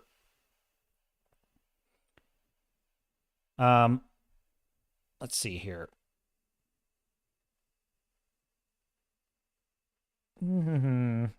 For years, D&D was seen as the exclusive domain of nerds. And a poorly received... What's wrong with that, by the way? Why can't it just stay there? Why is it necessary for it to go beyond the domain of nerds? I'm not saying people aren't welcome to join, but I'm saying what is this obsession now in modern corporate entertainment that anything that was in the domain of nerds must now we have to get it out of there. We have to bring it to the mainstream. It doesn't have to. For years, D&D was seen as the exclusive domain of nerds, and a poorly received movie adaptation from 2000 starring Jeremy Irons didn't help matters. Yeah, it was pretty dopey. But thanks to appearances on Stranger Things and the web series Critical Role, as well as famous players like Joe Manganiello, and D&D has enjoyed a major cultural resurgence. Still, adapting the game into a feature film was far from a simple prospect. Passing through the hands of several directors and screenwriters before landing on Goldstein and Daly's desk in 2019, their gently irreverent approach, tweaking the tropes of fantasy storytelling without outright spoofing it. Oh, is it without outright spoofing it? Won over a sterling cast, including Chris Pine, Michelle Rodriguez, Regé-Jean Page, and total D&D neophyte Hugh Grant. Now, pay attention to this piece. I had low expectations, Grant says. I hate all scripts, pretty much, and I found myself amused and quite touched. I didn't want to put it down. It's incredibly accessible to the non-D&Der. I hope, he adds with an exclamation point. So notice this. Hugh Grant is saying, oh, I love the script, and it's very accessible to the non-D&Der. I mean, I hope. Christ, if it isn't, we're sunk. Meaning if normies don't like it, we're sunk. Which, there's some truth to that. I mean, I don't think you have to know what an owlbear is to enjoy an owlbear. With Honor Among Thieves set to open the South by Southwest Film Festival on March 10th, it debuts on March 31st, Goldstein 54, Daily 37 are also leveling up their career, launching their Gold Day production company. Don't care. Have huge ambition. Don't care. Talk about their relationship.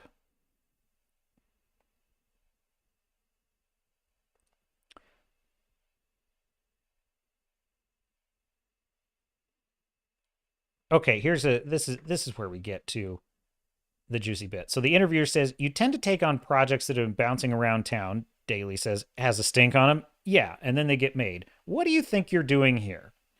What do you think you're doing there? Goldstein says, the reason projects languish is often because they check certain boxes that executives thought they needed, but they're not different or surprising in a way that actors who read it will respond to.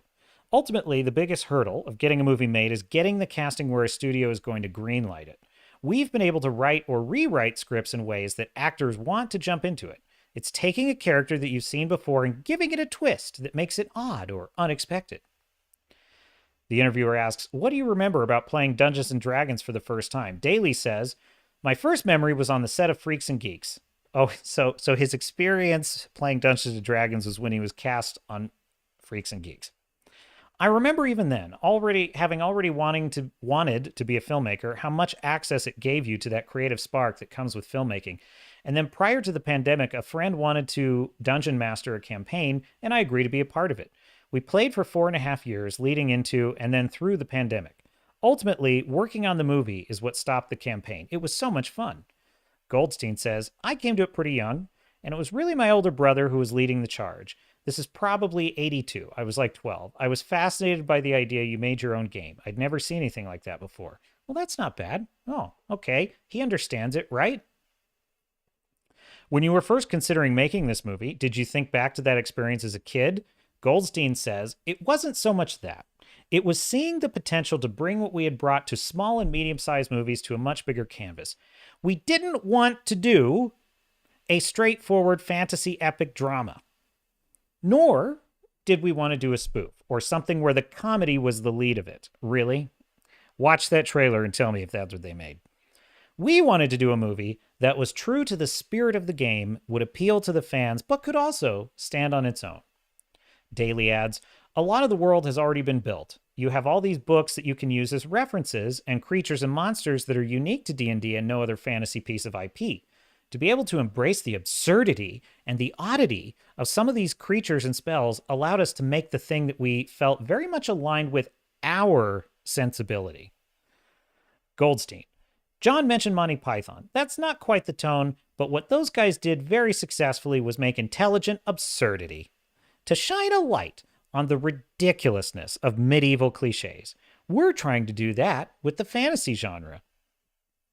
The interviewer asks, Dungeons & Dragons has been one of the urtex of geekery for the past 50 years, so why do you think it's been so hard to adapt it into a successful movie? Daly says, sometimes people take it too seriously, and they want to embrace the more dramatic elements of it. To us, that's ridiculous, because you've got to literally He's trying to say, you've literally got brains with 4 legs. You know, creatures that were so obviously written with a wink. On the flip side, if you try to get too goofy with it, you're also doing it a disservice. Goldstein says, what we learned doing Spider-Man Homecoming was that while you have to have a certain reverence for and love of the source material, you can't let the weight of that thing hinder your creativity. Hey, Tom. How's it going? Tom in the chat. And for anyone just joining, I am reading an interview with, I'll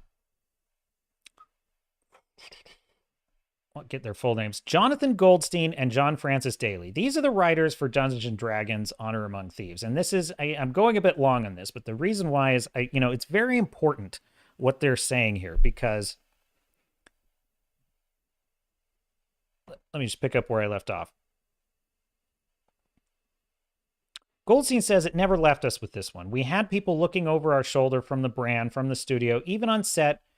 We had advertisers who said, well, she has something to say. Well, she has something to say if she's going to do the spell, because the spell has a verbal component. The good thing about working with D&D specifically is it's not like we're bound by the characters or pre-existing stories. We made up almost all the characters that are in here, which is fine. There are, you're not ruining any source material there. The interviewer says, that's the wrinkle about D&D, though. How do you convey the spirit of the game when there are no set characters or story to draw from? Daly says it's a combination of things. Each character represents a different player and how they go about playing the game. Bingo. It's like before, I was dead on about this. They're not adapting the fantasy story of Dungeons & Dragons. They're not attempting, and to be fair, of course, there isn't like I'm sure there must be novels I don't follow the extended universe of Dungeons & Dragons very much, but there has to be D&D novels, isn't there?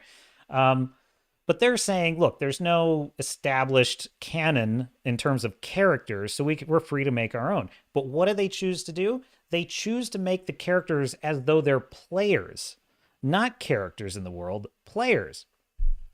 So Daly says Zank, or Jank, or whatever the hell his name is, played by Reggae Gene Page, is very much the nerdy player that doesn't make jokes and adheres strictly to the rule book. Whereas Edgen, Chris Pine's character, is more the casual player. He doesn't bother to learn about the bardic spells and would prefer to just hit people over the head with his lute. Oh, jeez. Goldstein says, the movie is almost like the Dungeon Master. The plot twists that we throw at our characters are what a DM would do at the table, just to screw with you and make it more fun. It was our way of capturing what goes on when you're playing D&D without breaking the fourth wall or becoming meta with it. I don't know about anyone else who dungeon masters a game, but when I'm dungeon mastering a game, I try and make it like a movie for the characters. Like my goal is not to just be, I'm going to throw you this wacky curveball and that wacky curveball. I mean, I do, because you have to, but my goal is I want it to feel like they're characters in their own movie. A movie that's taken seriously, by the way. They talk about where the subtitle comes from. Don't care about that. Don't care about that.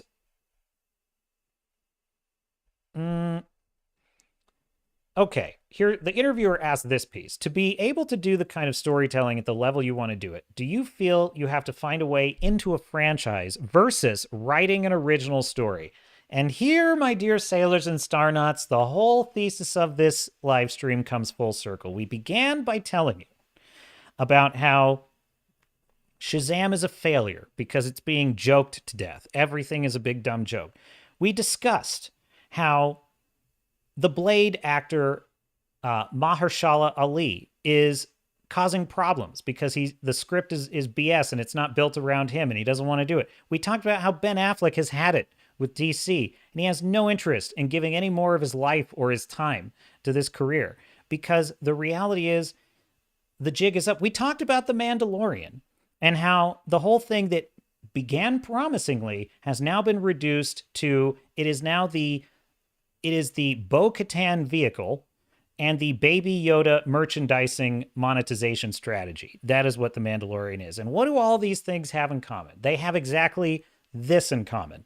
Goldstein answers, using existing IP certainly greases the wheels. Any meeting we have with a studio head starts with, here's 4 things we own. Got any interest? To some extent, I think we use intellectual property as a bit of a costume to get ourselves in the door. We're still going to make the movie that we want to make. It just makes it all a bit easier to get it going if it has something that people are very familiar with. In other words, we fake our interest in an IP so that we can wear it as a skin to disregard everything about it and just make the movie we want to make. Because that's the game you have to play in Hollywood. To quote Goldstein, that's how you grease the wheels. The interviewer goes on to ask, when you announced your new company, you talked about taking viewers on a journey they hadn't been on before, but that seems at odds with franchise filmmaking. Daly says that's what we hate about franchise films, honestly. Goldstein says, we're not going to turn our backs on tentpoles, but we won't deliver the tentpole you've seen 20 times before because that's anathema to us. We will only do it if we can give you something fresh. The interviewer says, in that vein, I was really struck in Honor Among Thieves that the lead female characters, Michelle Rodriguez's Holga and Sophia Lillis's Doric, are at the forefront of the action scenes, girl boss, and the men are often hanging back. You're really? You were struck by that? That's not like every single movie and TV show now ever. That's not like the whole feminist agenda is being vomited over every single script. And really, you were struck by this? Of course you were struck by this because, you know, all the cultists want is to see their cult reaffirmed at every opportunity. And so every single movie is an opportunity for their cult-like devotion to this ideology that men must be emasculated and women must be artificially inflated. They must see it affirmed, and every time it's affirmed, they get excited all again. And so Goldstein says that was not an attempt at wokeness on our part. Daly says, swear to God, it wasn't. We liked that Holga is the bruiser that does the dirty work for Edgen, and he doesn't like to get his hands dirty. We also love emasculating leading men. Goldstein says, not for woke reasons. Daly says, just because it's funny and fun and fresh. It was the dynamic we had with Rachel McAdams and Jason Bateman's characters in Game Night. Goldstein says, or Tom Holland versus Robert Downey Jr. in Spider-Man. We like our male heroes to be challenged and not simply heroic. See, look at how they're conflating these two concepts, right? They're conflating the concept of challenging a character and making him earn his heroism and his leadership in the story with emasculating the character and making him a big dumb idiot and making him, you know, bitched around by the women the whole movie, right? I would say an example of what they claim they're shooting for, but that was done well, would be James Gunn's first Guardians of the Galaxy. Peter Quill is a great example of this. His character is just flat out that he is the fool triumphant. That is his character.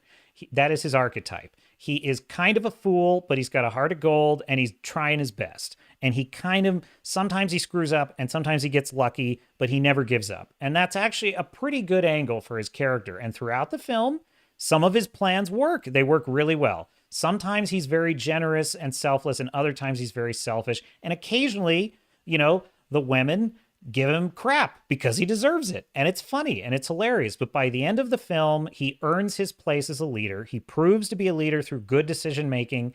And he actually risks his life to save Gamora at one point and earns her respect. And he earns her trust. And by the end of the movie, he's a hero. That's how you challenge a hero who is male. That's also, by the way, how you challenge a female hero. It's really no different for either gender. It's the same thing. For a hero to be an authentic hero, they must be challenged. This is not what you're doing, Dale and Goldstein. What you're doing is conflating good storytelling with not woke storytelling. You know, going back to that question, what is wokeness? Wokeness is a lie. Wokeness is a lie. This is not reality. This is not how real people behave. So we're going to make movies where we force people like marionettes to behave as we envision the world in the utopian vision that we have of the world. This is how people would behave. And so we just force it onto fictional works, but it doesn't exist in the real world. So they say this is not woke, but this is not how you challenge male heroes. So they're intentionally or unintentionally, they're liars. They're in the woke cesspit and they don't know it.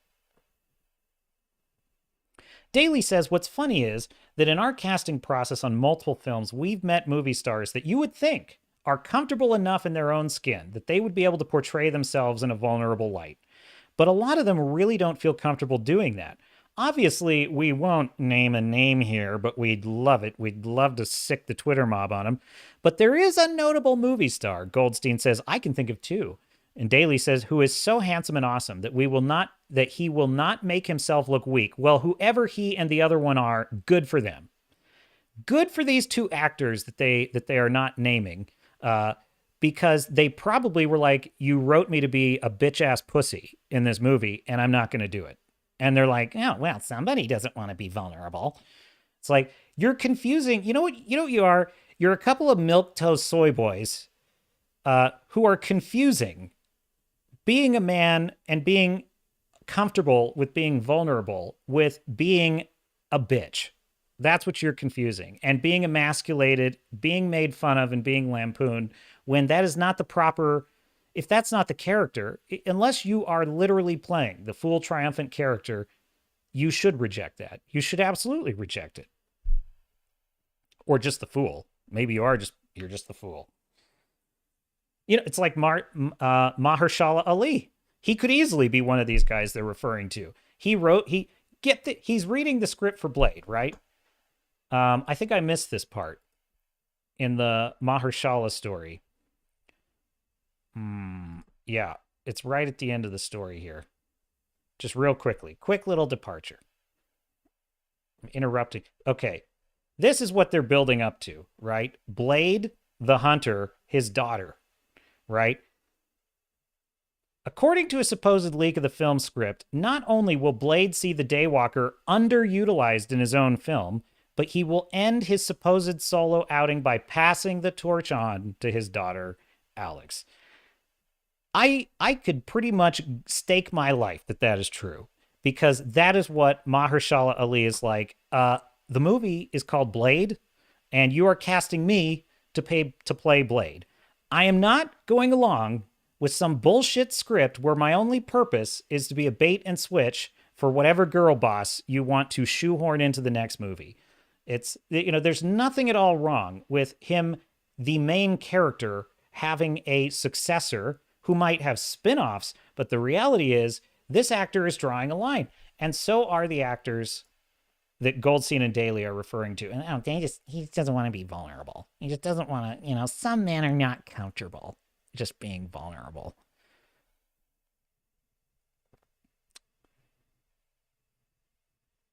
Goldstein says, I think they think they love to do that, but when it comes down to it, meaning be vulnerable, they're not really willing to look foolish or, quote, less than. Daly said, we've talked about this before with Chris Pine. What we love about Chris is that he's hyper aware of that. And he wants to make himself look as bad as possible, almost to a fault. Sometimes we're like, all right, no, you have to be a hero in this moment. Well, Chris Pine, you are a bitch-ass pussy. You really are. Unbelievable. Chris Pine, he's perfect. He is perfect for this movie. He is absolutely perfect for it. He is a total fool. He looks like an idiot in every single scene. He doesn't even look like he belongs in this world. And by the way, he is an impression of a nerd. He is an impression of someone who plays the game Dungeons and Dragons. So if you are excited for this movie, if you go to this movie and you sit in this theater, because I honestly can't tell. I cannot read the temperature on this one. It seems like people are excited for this movie that I see interacting online. So I have no idea. But I will just say this. If you sit down to this movie and you have a good time, they're making fun of you. They're making fun of you. That's the whole purpose of this movie. They think you're stupid, and they don't want to have a male character be portrayed in any kind of positive light because they are hack, talentless writers who think that that's what makes a character interesting. It would make sense. Joss Whedon, in the hands of Joss Whedon, I bet this could be a good movie because he would have a balance of characters. There would be a fool, there would be a hero, there would be a girl boss who actually earns it, And then maybe there would be the timid princess who's dainty and likes girly things. The point is there would be a cross section of different personalities. Go watch Firefly for examples of this. You know, oh my God, why am I? Nathan Fillion. I almost drew a blank on his name. Nathan Fillion, you know, he plays a very funny, happy-go-lucky kind of character, but he's also deadly serious at times and lethal. And he's a leader. And make no mistake about it, yes, you know, the girls kick him in the balls sometimes because he kind of deserves it. But other times he pulls their ass out of the fire because he knows what he's doing. And some of the, you know, some of the characters on the ship are total girl bosses, and others are kind of nerds, and others are, you know, kind of princesses, right? The point is there's different types of characters. So these writers here think emasculating every man in their movie is what makes a good movie. Tom says, I can see your animosity toward this movie, just as a DM would dislike players who don't take a TTRPG seriously.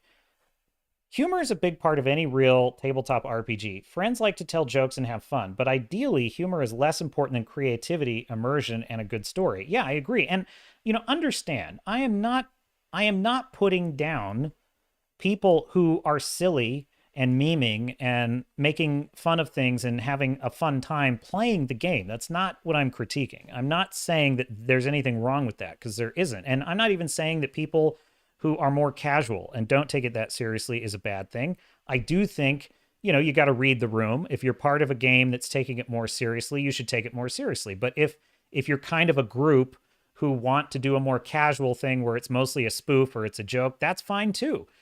That's not what I'm talking about. I'm talking about you're adapting the world of Dungeons and Dragons. My animosity is, well, it's twofold. Number one, they're misunderstanding why the world of Dungeons and Dragons is interesting in the first place. They're confusing the gameplay for why people are interested in playing the game.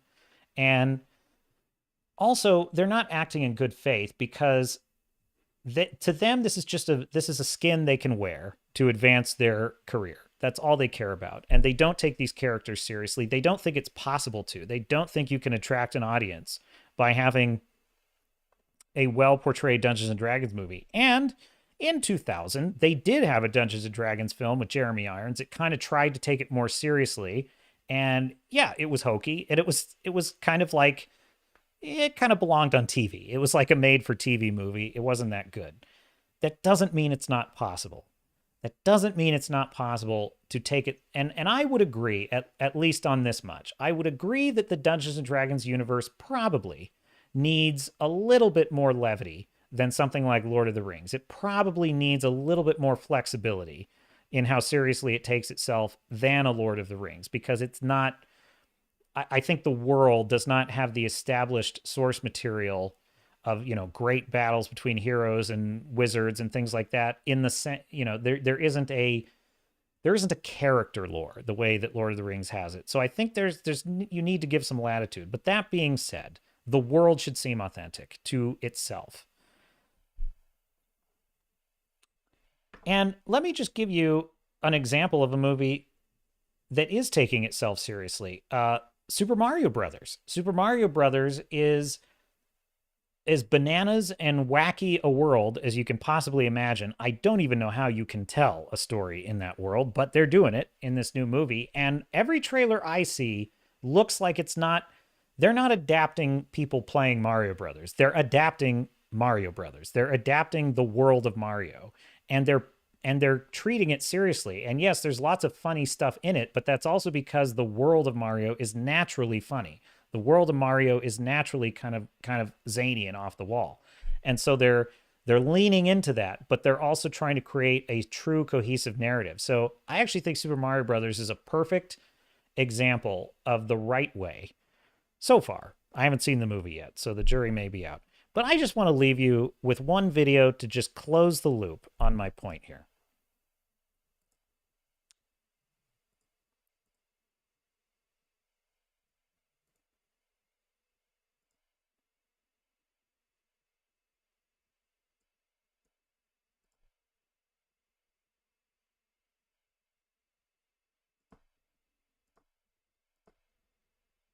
Let's see if I can get this to play here.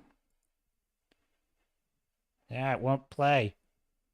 Behold the powers of all the dungeons and all the dragons. Olden Spice, the sacred source of eternal swagger.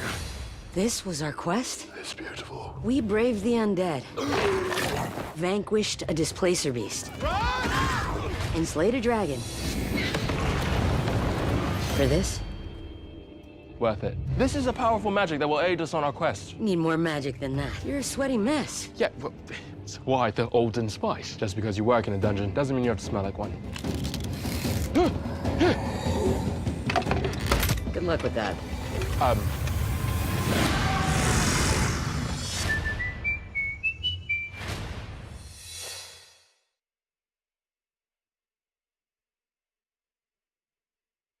That's your adaptation. That's it, folks. That's your movie. Need I say more? Look at this boy, this absolute child that they have playing this character. He's not even a man. He is like a child. He's like, look at it's the Old Spice. It's the Olden Spice. Oh, look, I'm using a medievally word, Olden. This is a joke. And she's absolutely just bitching him around. And, Michelle Rodriguez, by the way, is fine for playing a girl boss. She fits that type. That's fine. I have no problem with a girl boss in the film. She's not the problem here. The problem is that every single male in the film is like this. It's pathetic. But even leaving that aside, the village idiot is certainly a requisite character in a medieval character ensemble. But is it possible to do that without it sounding like just a modern man-child? I mean, it's so pathetic. And that the Old Spice thing, the monster tongue comes out of it. Nothing in the movie looks less crappy than that to me. Like nothing in this movie looks even a bit less crappy. And this is the really disturbing thing. Okay, I had to download that video to show you the clip, but I just happened to look at the comments. I mean, how did these things slip past the internet? Old Spice is now canon. Next session, I'm going to send my character to the market to pick up some. Guarantees a nat 20 on every charisma-based roll. Since they're doing D&D version of Old Spice, I think it's time to bring the gentleman. This has got to be Old Spice, employees doing this. Please tell me this is Old Spice employees leaving these comments. Please don't let this be real D&D fans. The last person that wore the scent of Old Spice was a brave man known as Sir Terry of House Cruz.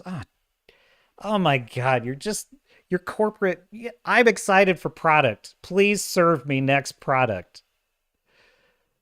I already have the Olden Spice. Can't wait to see this movie. They you know what? A company email went out. Hey, we just posted our Old Spice spot on YouTube. If you have some time before you leave on Friday, please stop by our YouTube page and leave a comment. Engagement is important. That is the world we live in, my dear sailors and star nuts. Tom says, wow, that commercial was incredible. Okay, Tom also says, I watched the original Captain America movie recently. The humor was spot on and clever. It didn't undermine the tone of the movie or the characters. It actually made me laugh and endeared me to the characters. And that's exactly right. That is what good comedy should do. So, but yeah, that commercial was incredible, wasn't it, Tom? In all the wrong ways. It's just, please, if you are excited for D&D, in the comments, I must hear what your defense. I must hear your defense of this movie. I must understand the psychology of any Dungeons and Dragons player who thinks this is going to be a fun time. I just have to understand it. It's my current project of curiosity. I don't even really have a big dog in this hunt. It's just something that's sticking in my brain like a splinter. And I just, I need your help. I need your help to pull it. So, well, my dear sailors and star nuts, it has been a great night. I think we've made our case. You know, the talent is starting to sniff out the game. And the game is these properties, they don't care about the lore. They don't care about what they're adapting. You know, if you're liking Mandalorian, I'd also like to hear your thoughts on why. Because to me, it's just more slop. And they just keep feeding everything through the algorithm wood chipper. And I don't see any signs of it turning around. I do see signs of a lot of financial failures in the future of these films. So that is our show, Dear Sailors and Star Nuts. I have posted a link to my locals page. It's a fun community I'm trying to build. Give it a follow if you can. That's a place where you can reach out to me directly, ask questions if you like. And also, I'm working on building a Swords and Starships Discord. So I'm going to put an invite link in the description below. So if you would like to join the Swords and Starships Discord, you will have a link to that.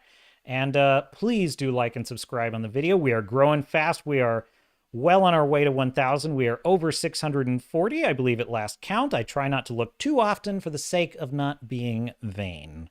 So, because it is for the benefit of the channel, not for yours truly. I am but a servant. And I am your humble Captain Garrett, and I do thank you for joining on this edition of The Captain's Cast. And until next time, Tom says good night. Garrett, thanks for the show. You are welcome, sir. And until next time, I will see you out there.